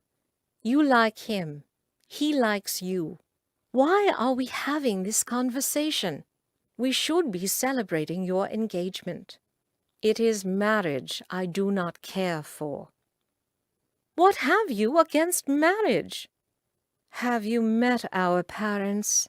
They're miserable." Mary studied her. "I don't think they're miserable. They have nothing in common, rarely talk to each other, and remember the fights they used to have. I'm surprised any of us married." "I don't remember them fighting. And they have 6 children in common. I think that's something." Olivia sighed. "You've been in love with Rufus since you could walk. You were oblivious to our parents' strife. And you are too sensitive. You notice every little detail, but miss the big picture. They're happy together now, don't you agree?" Olivia shrugged. "They seem resigned." Mary narrowed her eyes. "What of Rufus and me? Do you think that we fight all the time and have nothing to talk about and nothing in common?" "No." "But—" Olivia pinched her lips. "But I don't think it will last. I don't want to be mean, but I've never seen any marriage stay happy. For instance, Prudence. She's so miserable. I can hardly stand to be around her. Prudence is pregnant with her 5th child in 6 years, and you know how swollen she gets at the end. I don't think that's a fair example. Besides, just the fact that this is the 5th baby means that she and Marcus have something in common." "A bed." Mary laughed. "Yes, a bed, and don't knock it. Prue could keep him out if she wanted, just as Mamma could have kept Papa out, and they had 6. Olivia shook her head. "I know she has what she wants, as does Mamma, and so do you. It's just that I don't want it. I don't want to be stuck with someone that I hate, eating meals in silence, or relying on my children for love. I don't want that, Mary." "And you think that will happen with Mr. Jenkins?" "It's inevitable. One day he will look at me with loathing instead of passion. One day he will think himself a fool for letting his emotions push him into marrying so unsuitably. I need only look at Papa to see how it will happen." She shook her head and whispered, "I could not bear if I saw Nathaniel look at me like that." Mary took her hand gently. "I never realized how pessimistic you are." "I'm realistic. I refuse to be blinded by love." "No, you're blinded by fear." Olivia was silent. Mary patted her arm. "You are not Mamma. Mr. Jenkins is not Papa. If anyone can have a marriage worthy of love, it is you, Livy. You can make anything work. The only question is, do you want to make it work with Mr. Jenkins?" Chapter 13. "Aunt Livy, we have a surprise for you." "You do?" Olivia grunted as she caught her 5-year-old nephew as he flung himself into her arms. Olivia's eldest sister, Prudence, lumbered from the coach. "Yes, but not yet, Richie. It's a surprise." "I told her it was a surprise." We'll have to work on that." Olivia let Richie go as he spied his cousins. She kissed Prue on the cheek and said, How's the little devil?"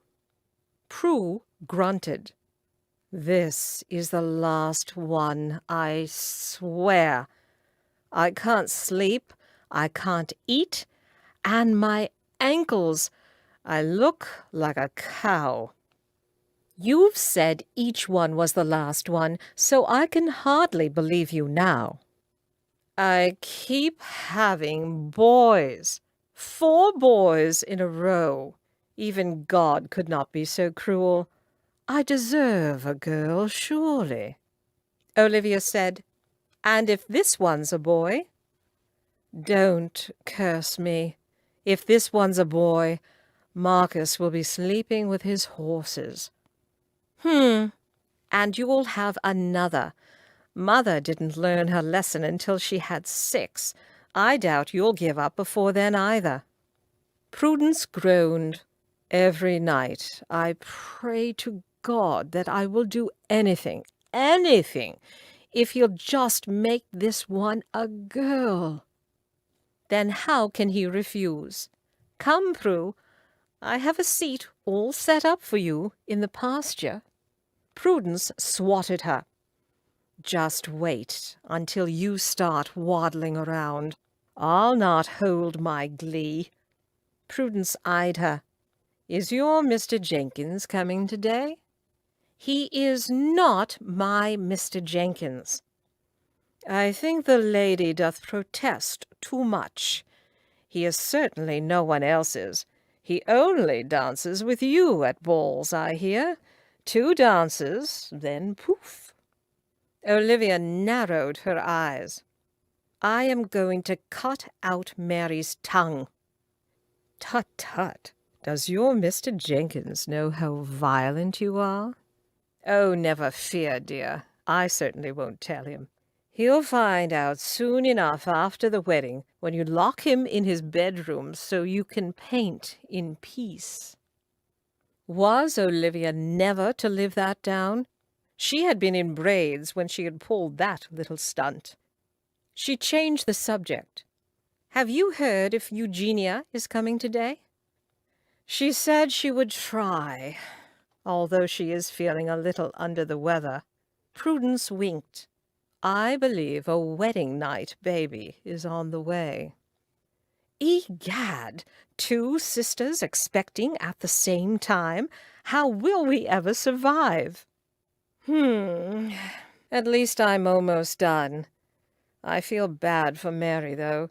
She laughed it off when Amelia became pregnant right away. But it has been 4 years now. What will she think when she hears about Eugenia?" Olivia said, "Probably the same thing I thought when I heard Eugenia was getting married. Rot her! The youngest should never do anything before the eldest have had their turn." Prudence chuckled. "I would have given you my monthly allowance if you'd said that to Eugenia when she was getting married. Perhaps I'll mention it to Mary." Luncheon was served picnic style: cold ham, diced potatoes, and light wine. The men and children sprawled in the grass. The ladies sat in chairs. Eugenia stood up and announced that, yes, she was in the family way. Mrs. Blakesley clapped her hands. The men congratulated Landon, and Mr. Blakesley said, "We can never have too many babies." Olivia snorted. If this family had anything in excess, it was babies. Mary entered the melee with, "Rot you, Eugenia," and everyone turned to stare at her. Prudence hid her chortle behind a very loud cough that turned into a real fit. Olivia pounded her on the back. Eugenia fingered her lace collar. "I'm sorry, Mary. I don't mean to be cruel, but just because you can't have a baby doesn't mean everyone can't be happy for me." Mary looked unperturbed. "I can have a baby, you twit. I simply wanted to tell everyone first."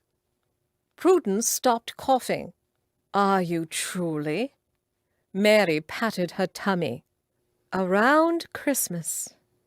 Mrs. Blakesley jumped from her chair and ran to hug Mary.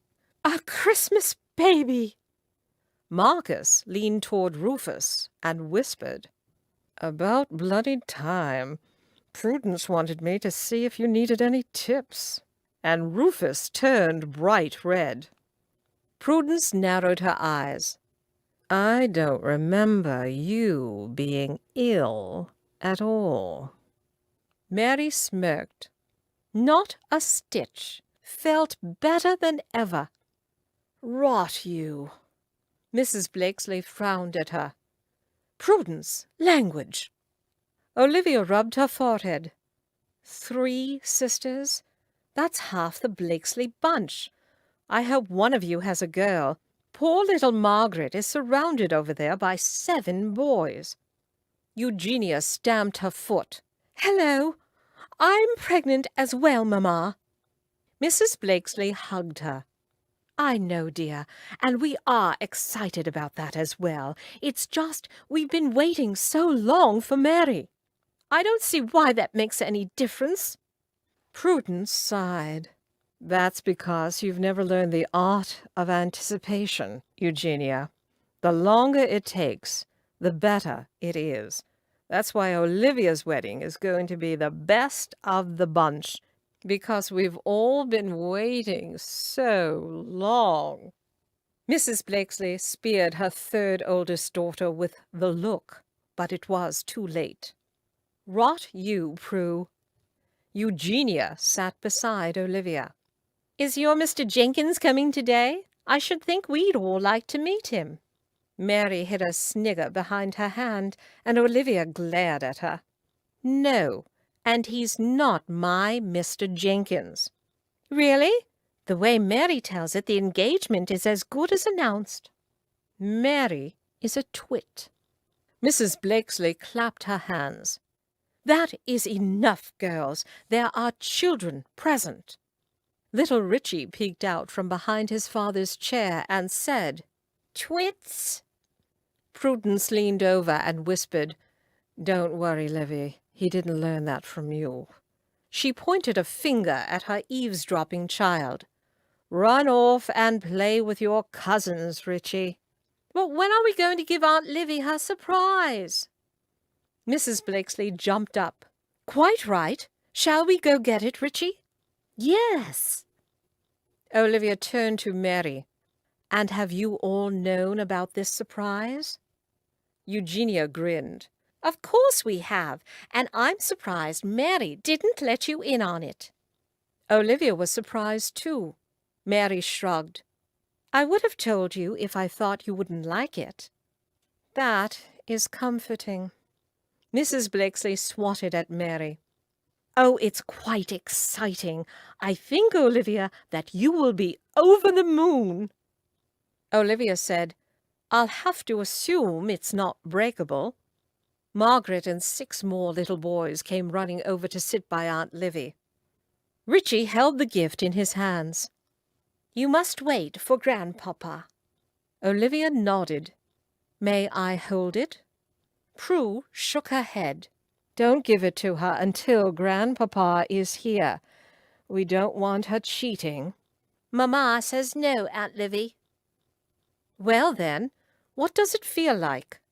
A chorus of yells and boos greeted her question, and she sat back, grinning at her family. It wasn't even her birthday. A thought crossed her mind that it had something to do with Nathaniel, and she nearly groaned. What would her family do when she broke off their agreement and never saw him again? Hang her, most likely. Mr. Blakesley resumed his chair. "Go ahead, Richie. Let her open it." Richie solemnly handed her the gift, and Olivia felt through the wrapping. She bent it in half and looked up. "It feels like a magazine." The children yelled at her to open it, and so she did. She looked for a moment in consternation. "It's my monthly Star magazine. Have you renewed my subscription?" Mrs. Blakesley leaned forward. "No, silly. Open it." She opened it and read the contents page. and felt the blood drain from her face. "My article," she whispered. "They published my article." Mr. Blakesley leaned forward. "With drawings.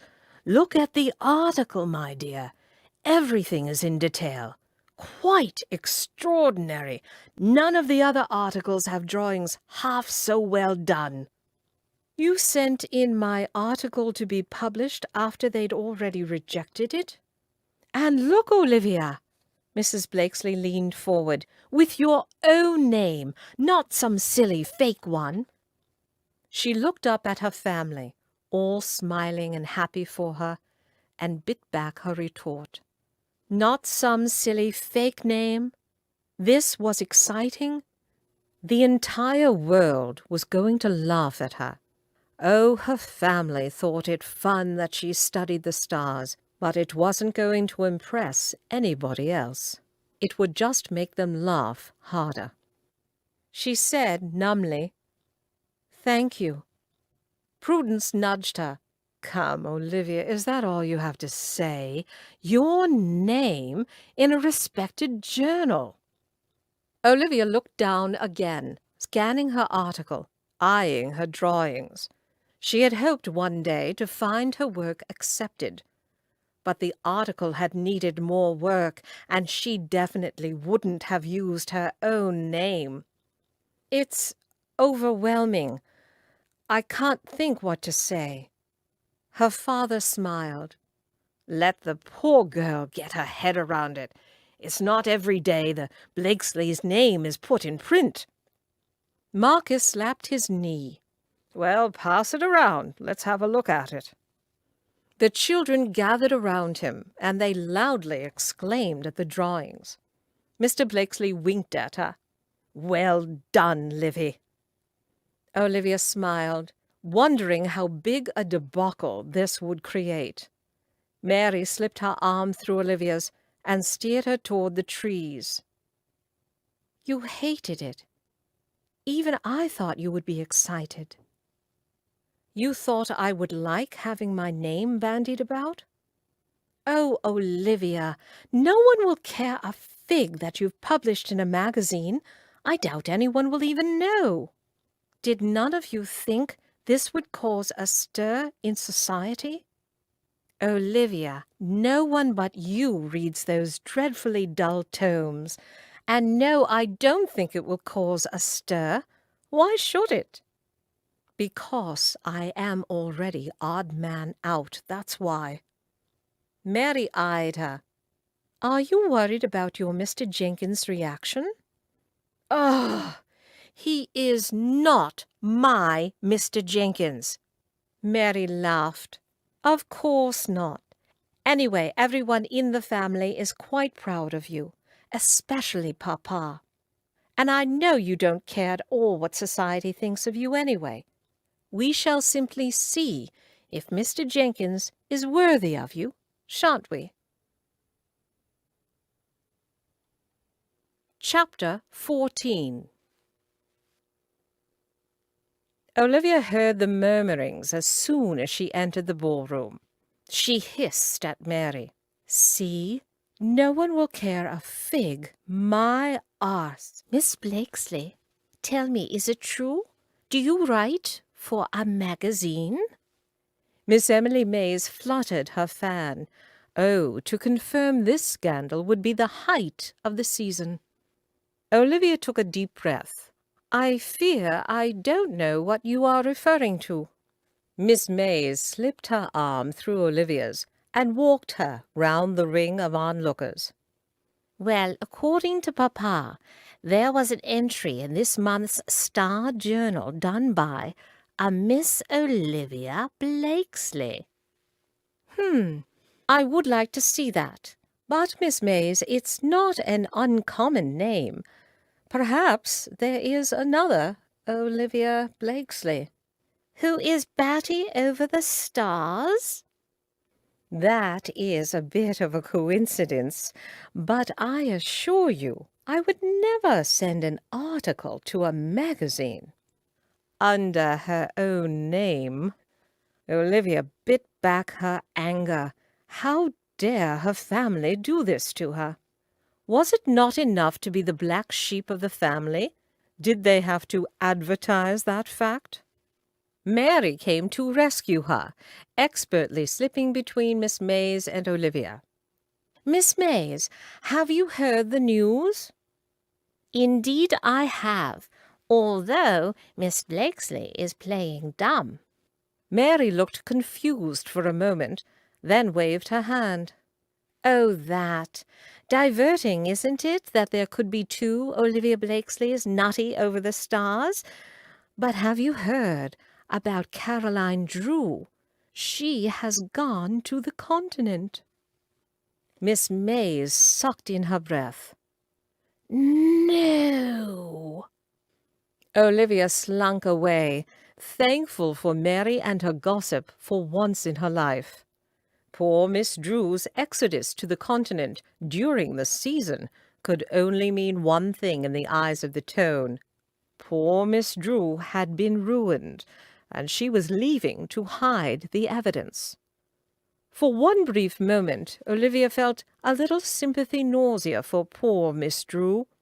What if Olivia needed to escape to the continent? Dear Lord. "Hello, my dear," a soft voice murmured behind her. She turned unsteadily. "Mr. Jenkins." One eyebrow arched at her, funning her attempt at formality. "I thought we were past all that, Olivia." She shook her head. "I have begun to rethink my actions in light of this latest news." "Come, Olivia, you don't think an article in a scientific journal would make me think less of you?"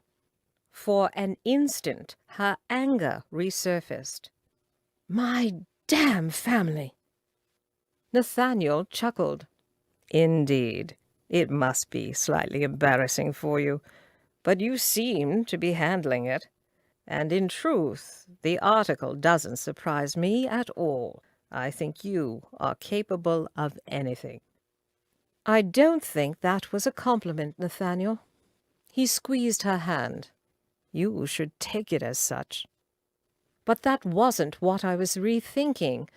Poor Miss Drew has made me reconsider our agreement." "Ah." "Yes, what if?" "My dear, Miss Drew's situation and your own have nothing in common. If the unthinkable happened, then I would simply kidnap you and tie you to a horse until we had reached Scotland." Olivia's mouth dropped open and she stared at him. Why, he seemed quite cheerful about the prospect. "Mr. Jenkins, you would do no such thing." "I would. I've been considering it already." Olivia had nothing to say to that. Nathaniel said, "Shall we dance, my dear?" "I don't think that's a good idea." "Oh? Do you think attracting everyone's attention back to yourself after being so fortuitously diverted by Miss Drew is a better one? I shudder to think what rumors would circulate if we did not dance together. A falling out, perhaps. Or do I disapprove of my future wife having her name published? I can think of no better way to acknowledge your accomplishment, my dear." Olivia narrowed her eyes. "You have a serious flaw, Mr. Jenkins." He bowed, his eyes twinkling. He swept her onto the dance floor, holding her at a respectable distance. He said, "Your brother-in-law is glaring daggers at me." She sighed. "I will have a word with him. I am sorry, Nathaniel." "I don't think speaking with him will alleviate the situation, Olivia. I have taken advantage of you. I must make repairs. Or perhaps you would tell him that you took advantage of me. He might not believe you, but it is a generous offer." "You are being uncommonly cruel tonight." "I apologize. I am uncommonly frustrated.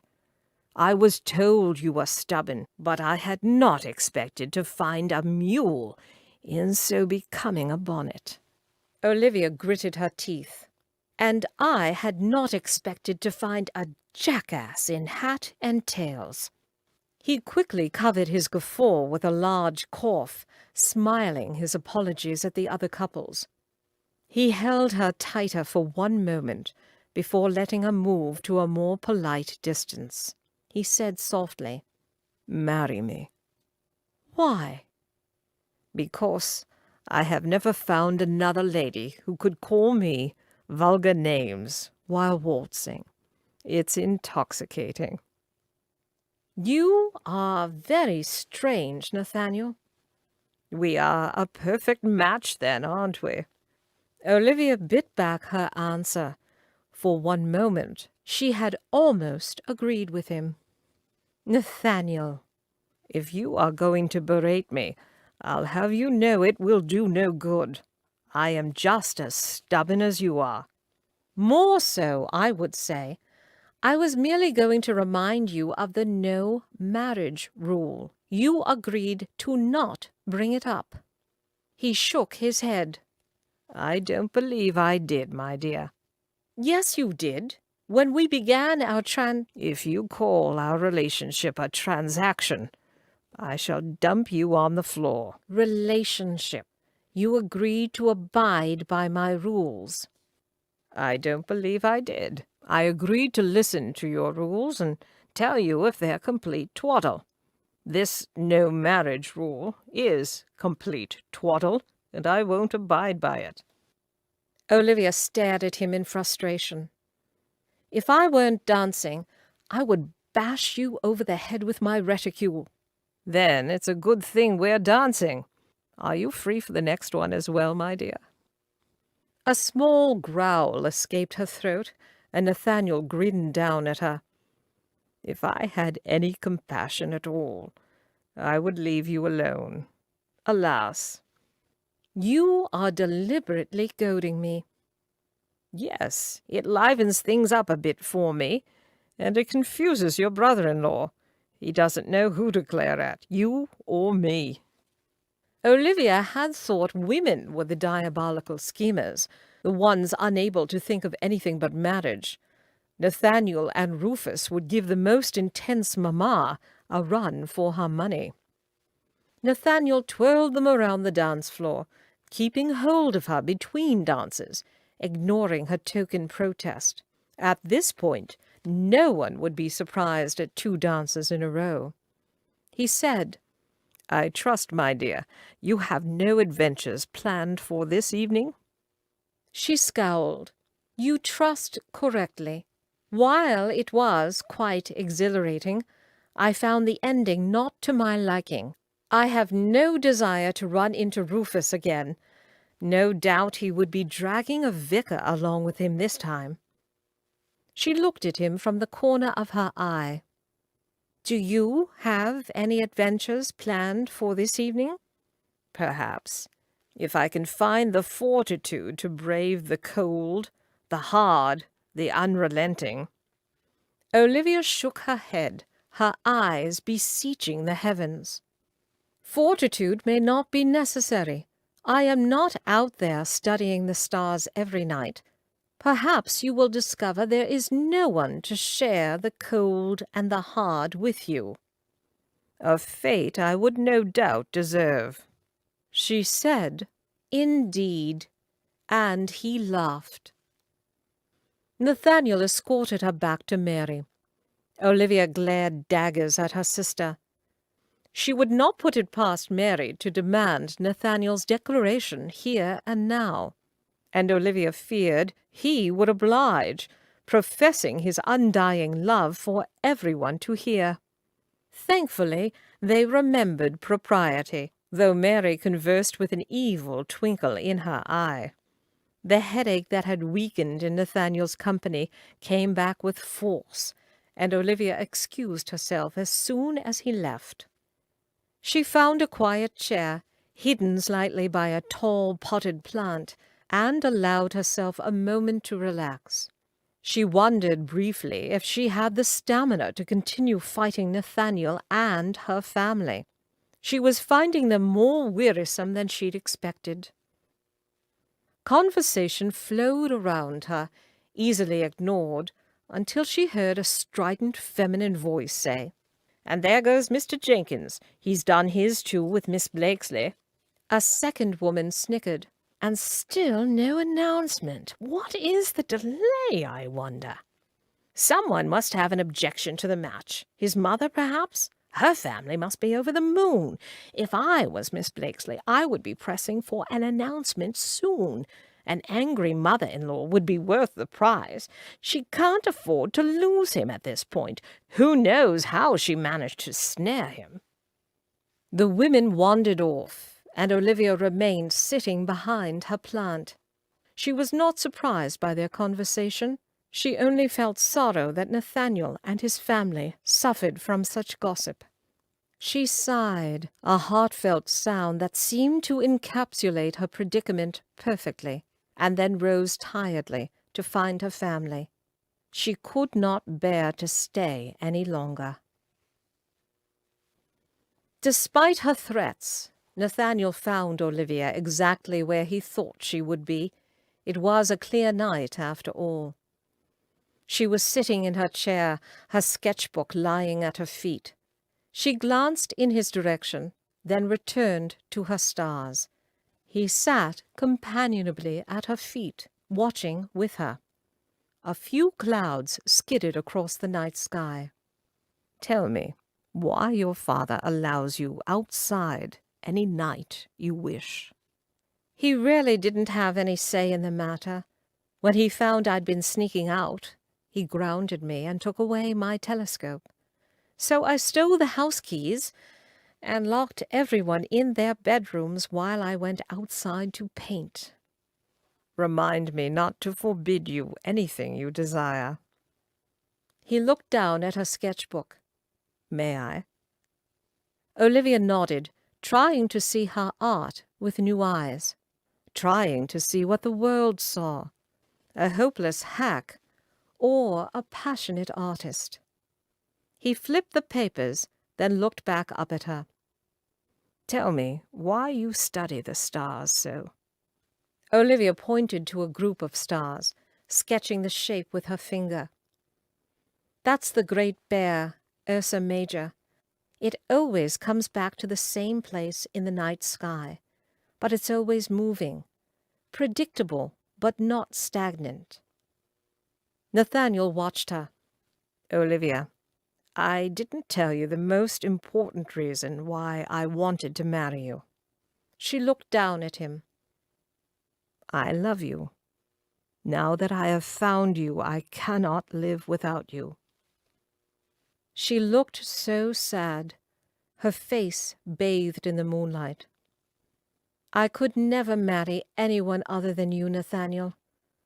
But I'm afraid." "I didn't think you were afraid of anything. You sit outside alone at night and proposition strange men."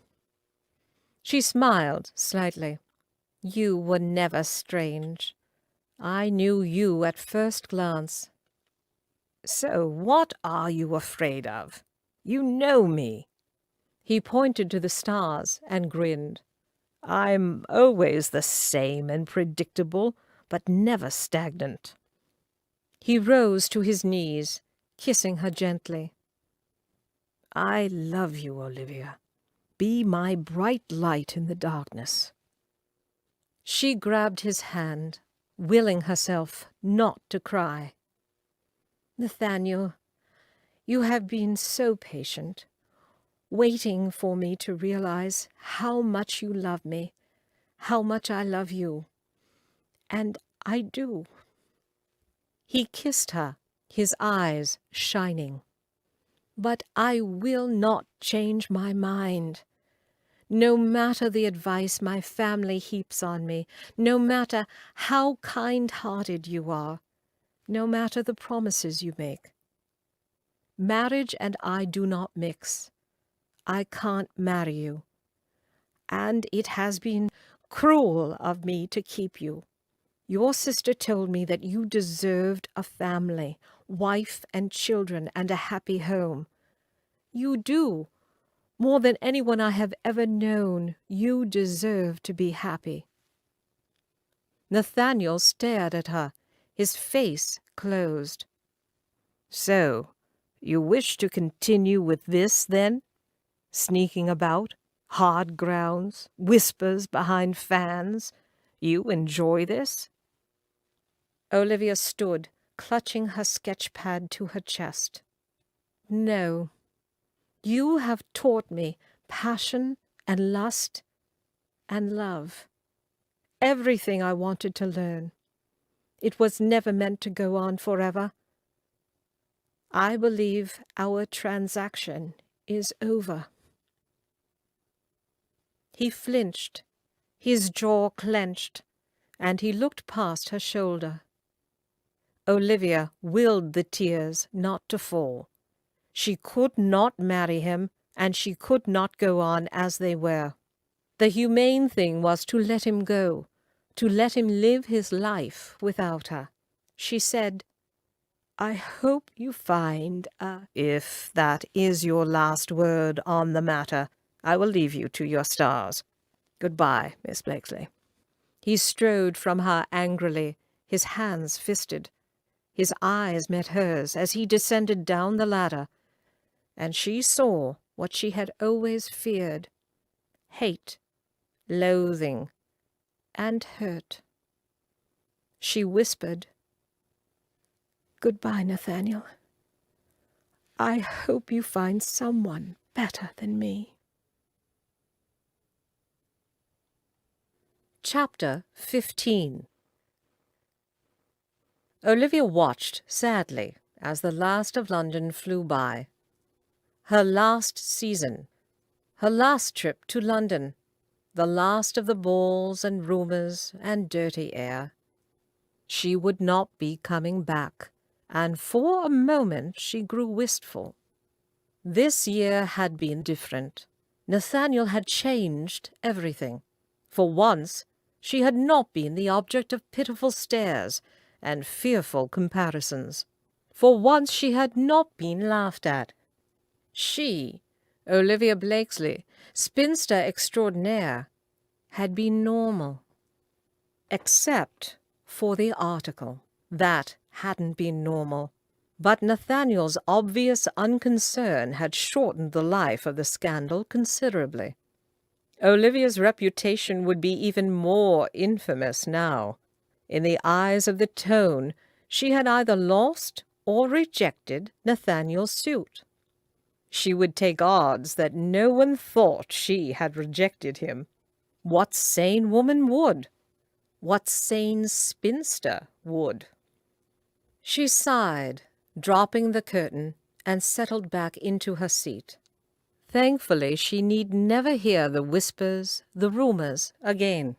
She would go back to her quiet house, and her quiet stars, and paint. She would live her life as she planned it, with no distractions, no surprises, with no Nathaniel. She had done the right thing. No matter how it hurt to let him go, he deserved better. In a few months, after they had spent time apart, they both would realize their affection for each other had been passing. She would remember for the rest of her days what it had been like to love and be loved. That was all she had asked for. A moment, not a lifetime. That was enough for her. And she would continue to tell herself so until she believed it. Her father cleared his throat quietly. He had sat across from her in the small confines of the coach, reading quietly until now. "I hear Mr. Jenkins asked for your hand, and you refused." Olivia glanced at him. "Yes, I wasn't sure you knew. You didn't say anything." "I knew. Your mother has been quite distraught." She smiled slightly. "Yes, I've heard her. All of London heard her. But, Papa, it will work out fine. I've planned it all, and no one should worry. The spinster's life will work well for me. I'll have plenty of time for my studies, and I can run the estate just as well as you can. Marcus will let me stay here after you and Mamma have gone." She touched his arm, apologizing for bringing up a sad subject. He said, "I do not doubt that you will run the place better than I, but that is not what I'm concerned about." He looked out the window. "The greatest pleasures I have had in my life have been at home, with my wife and children surrounding me." He sighed. "When you children were young, the house was filled with noise and activity. Scraped knees to be kissed, tears to be dried, dolls to be admired. Looking back at my life, I realize those are the memories I return to time and again. I would not want you to miss that, Olivia. You, of all my children, study and watch and listen. You have great insight into the human condition." "I like to make sense of life, Papa." He smiled and patted her hand. "Yes, but I fear you sometimes prefer to watch rather than do. A student of the wind and waves would not hesitate to jump on a boat or frolic in the ocean to study more deeply. I would not want you to miss this opportunity to study life more in depth. A husband and children would not take from the experience, but add." Olivia stared, unseeing, out the window. "But what if I'm afraid?" "Do you fear Mr. Jenkins?" "I fear myself. I wonder if I'll forget who I am and try to be his perfect wife." Mr. Blakesley laughed. "You have never tried to be a perfect anything, Olivia. Not a perfect daughter, a perfect sister, a perfect aunt. You have always walked your own path. I doubt you would stop now. And I doubt Mr. Jenkins would want that, since you are the woman he wishes to marry." "He would probably be quite shocked if I turned up in a frilly orange ball gown." "The man would probably demand the return of the real Olivia." "And what if he doesn't let me out at night to watch the stars?" Mr. Blakesley's eyes twinkled. "Then I dare say you would do the same thing when I forbade you to go outside after dark. Steal all the keys to the bedchambers, lock everyone inside, and continue your studies in peace." Olivia smiled. "I don't know why you didn't tan my hide." Mr. Blakesley chuckled. "It wouldn't have done any good."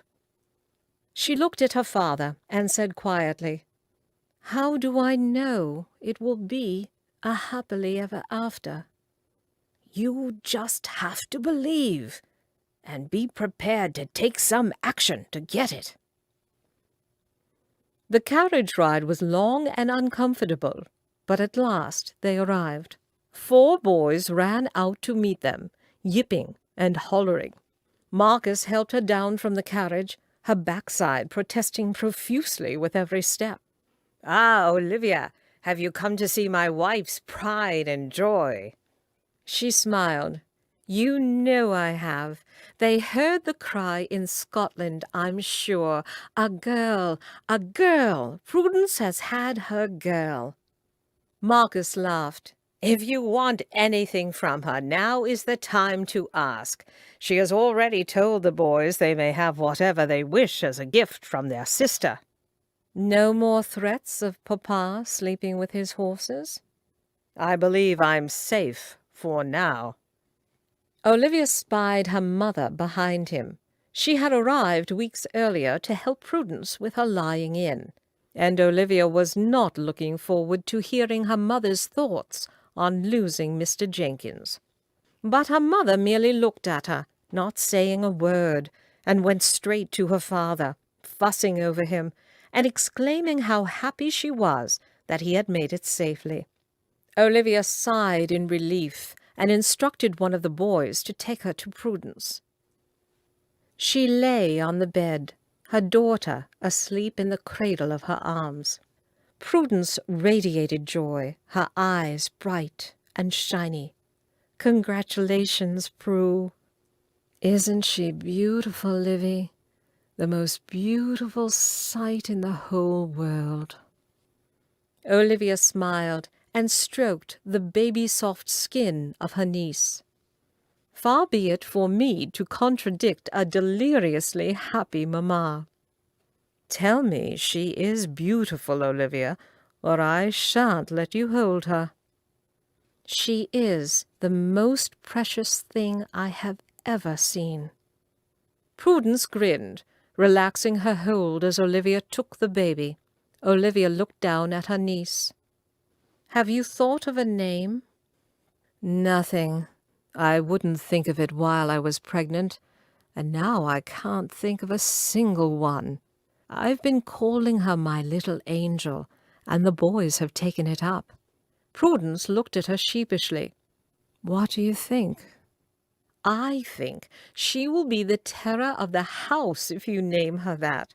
She will boss her brothers around, get whatever she wants from her papa, and be doted upon by her mamma."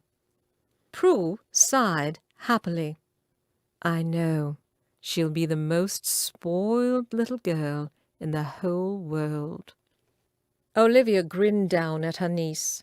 "It doesn't sound too bad of a life, does it, Angel?" "Mother is going to have a fit. I can hear her already. What kind of name is that?" "I think I'd surprise her with it at the christening." They sat companionably, simply admiring the baby. Olivia stroked the wisps of her hair and marveled at the size of her fingernails. Olivia said, "Mother's not speaking to me." Prudence rolled her eyes. "Lucky you. I hear all day long about Mr. Jenkins and your rejection of him. Pray that she continues punishing you." Olivia snickered. "How long do you think it will last? Do I have until tomorrow at least?" Prudence shook her head. "If she makes it to dinner, I'll eat a goat." They laughed until a tear slid down Olivia's cheek. She whispered, "I want this, Prue. I thought I had everything I wanted, but now I feel empty. I feel like a great hole is missing in my life, in my heart." "Get him back." She shook her head. "Impossible. You don't know what I did, what I said." "No, nor do I want to, since it was likely unforgivable. You really need to learn to hold your temper." "Oh, that's rich coming from you." "What I've found useful is to say I'm sorry, grovel a bit." Prudence laughed. "Kissing usually loosens up an angry man." Olivia said, "How have you stayed married for so long? Why hasn't he killed you yet?" Prudence shrugged, unconcerned. "He loves me, and I him. It's really not so hard, Livy. May I have my baby back, so you can go win over your man?" Olivia kissed the top of Angel's head and handed her back to Prue. "Don't think so much, Olivia. Just go." Chapter 16. Olivia arrived back in London after another long carriage ride, dropping her trunk off at Mary's and seizing Rufus Curricle with hardly a hello. She raced to Nathaniel's, arriving breathless and minus her hat. She vaulted from the coach and rang the bell repeatedly. The butler, in his shiny black boots, answered the door with a curt, "Madam, could you please tell Mr. Jenkins that Miss Olivia Blakesley is here to see him? It is something of an emergency." "He is not at home, miss." "Is he really not? Or did he just tell you to say that? I know he is mad at me, but I really must talk to him. I need to tell him what a toad I am." The butler stared at her expressionless. He looked behind him, then leaned toward her conspiratorially. "He has gone to the green." "Oh, thank you. I could kiss you." He reared back in alarm. "But I won't, of course not. Good day." She hopped back into the buggy, crying for the horses to go. The cook peeked out from behind the butler and nudged him. "You should have told her he was with that Miss Mays. That'd be a shocker." "I have no doubt Miss Blakesley can take Miss Mays with one hand tied behind her back." "Oh, would you like to make a little wager on that, sir?" He looked at her in surprise. "Are you betting on Miss Mays?" "Course not. Just how long it'll take Miss Blakesley to get rid of her." "Nathaniel!" He turned in surprise to hear his name shouted across the green, and stared in disbelief as Olivia came racing through on a curricle. Miss Mays peered toward the contraption. "Who is that Miss Blakesley? What is she doing?" Nathaniel shut his mouth quickly and tugged on his waistcoat. "It appears she is trying to run over the pedestrians." Miss Mays slipped her hand through Nathaniel's elbow and chuckled. "It does appear that way. Ho, Miss Blakesley, where's the fire?" Olivia jumped from the rig, pausing when she saw Miss Mays. "Are you still wearing that dreadful feather in your hair? Really, Nathaniel, could you not have picked a girl who at least didn't walk around looking like a chicken?" Miss Mays screeched. "This is the highest fashion, I'll have you know. And at least he picked someone who knew what fashion was." "He doesn't even know what fashion is, and he doesn't care. Nor does he like opera, nor does he like balls and dancing. He did all that for me, and he definitely doesn't like silly little girls who think life is about parties and dresses." "Oh, you think he would rather have someone who cared for naught but the stars? Who publishes in magazines? Mr. Jenkins is a gentleman. He would never want so low a wife." Nathaniel watched in amazement as they nearly came to blows. He held Miss Mays firmly away from Olivia. "Olivia, what has come over you?" "You! Look what you've done to me. I was quiet before I met you, content. Now I'm screaming like a fishwife at Miss Mays, who I may not have been bosom buddies with, but I never hated her. Nathaniel, what are you doing with her?" "I'm attempting to live my life, Olivia." Her face crumpled. "But you love me. I am your life. And I was stupid and threw that away like it was nothing, like it wasn't the most romantic and sweetest thing that anyone has ever said to me. Like you didn't mean it, when I knew you did. When I knew you were the best man I had ever met. The only man I could ever love." She searched frantically for her handkerchief. Nathaniel handed her his, and she buried her face in it. She wailed something into it. Nathaniel watched her, his heart warming at the ridiculous sight of Olivia flustered and sobbing. Olivia. "I'm a toad," she cried. "I don't deserve you, but I want you. I want to marry you and live with you and wake up with your leg crushing mine."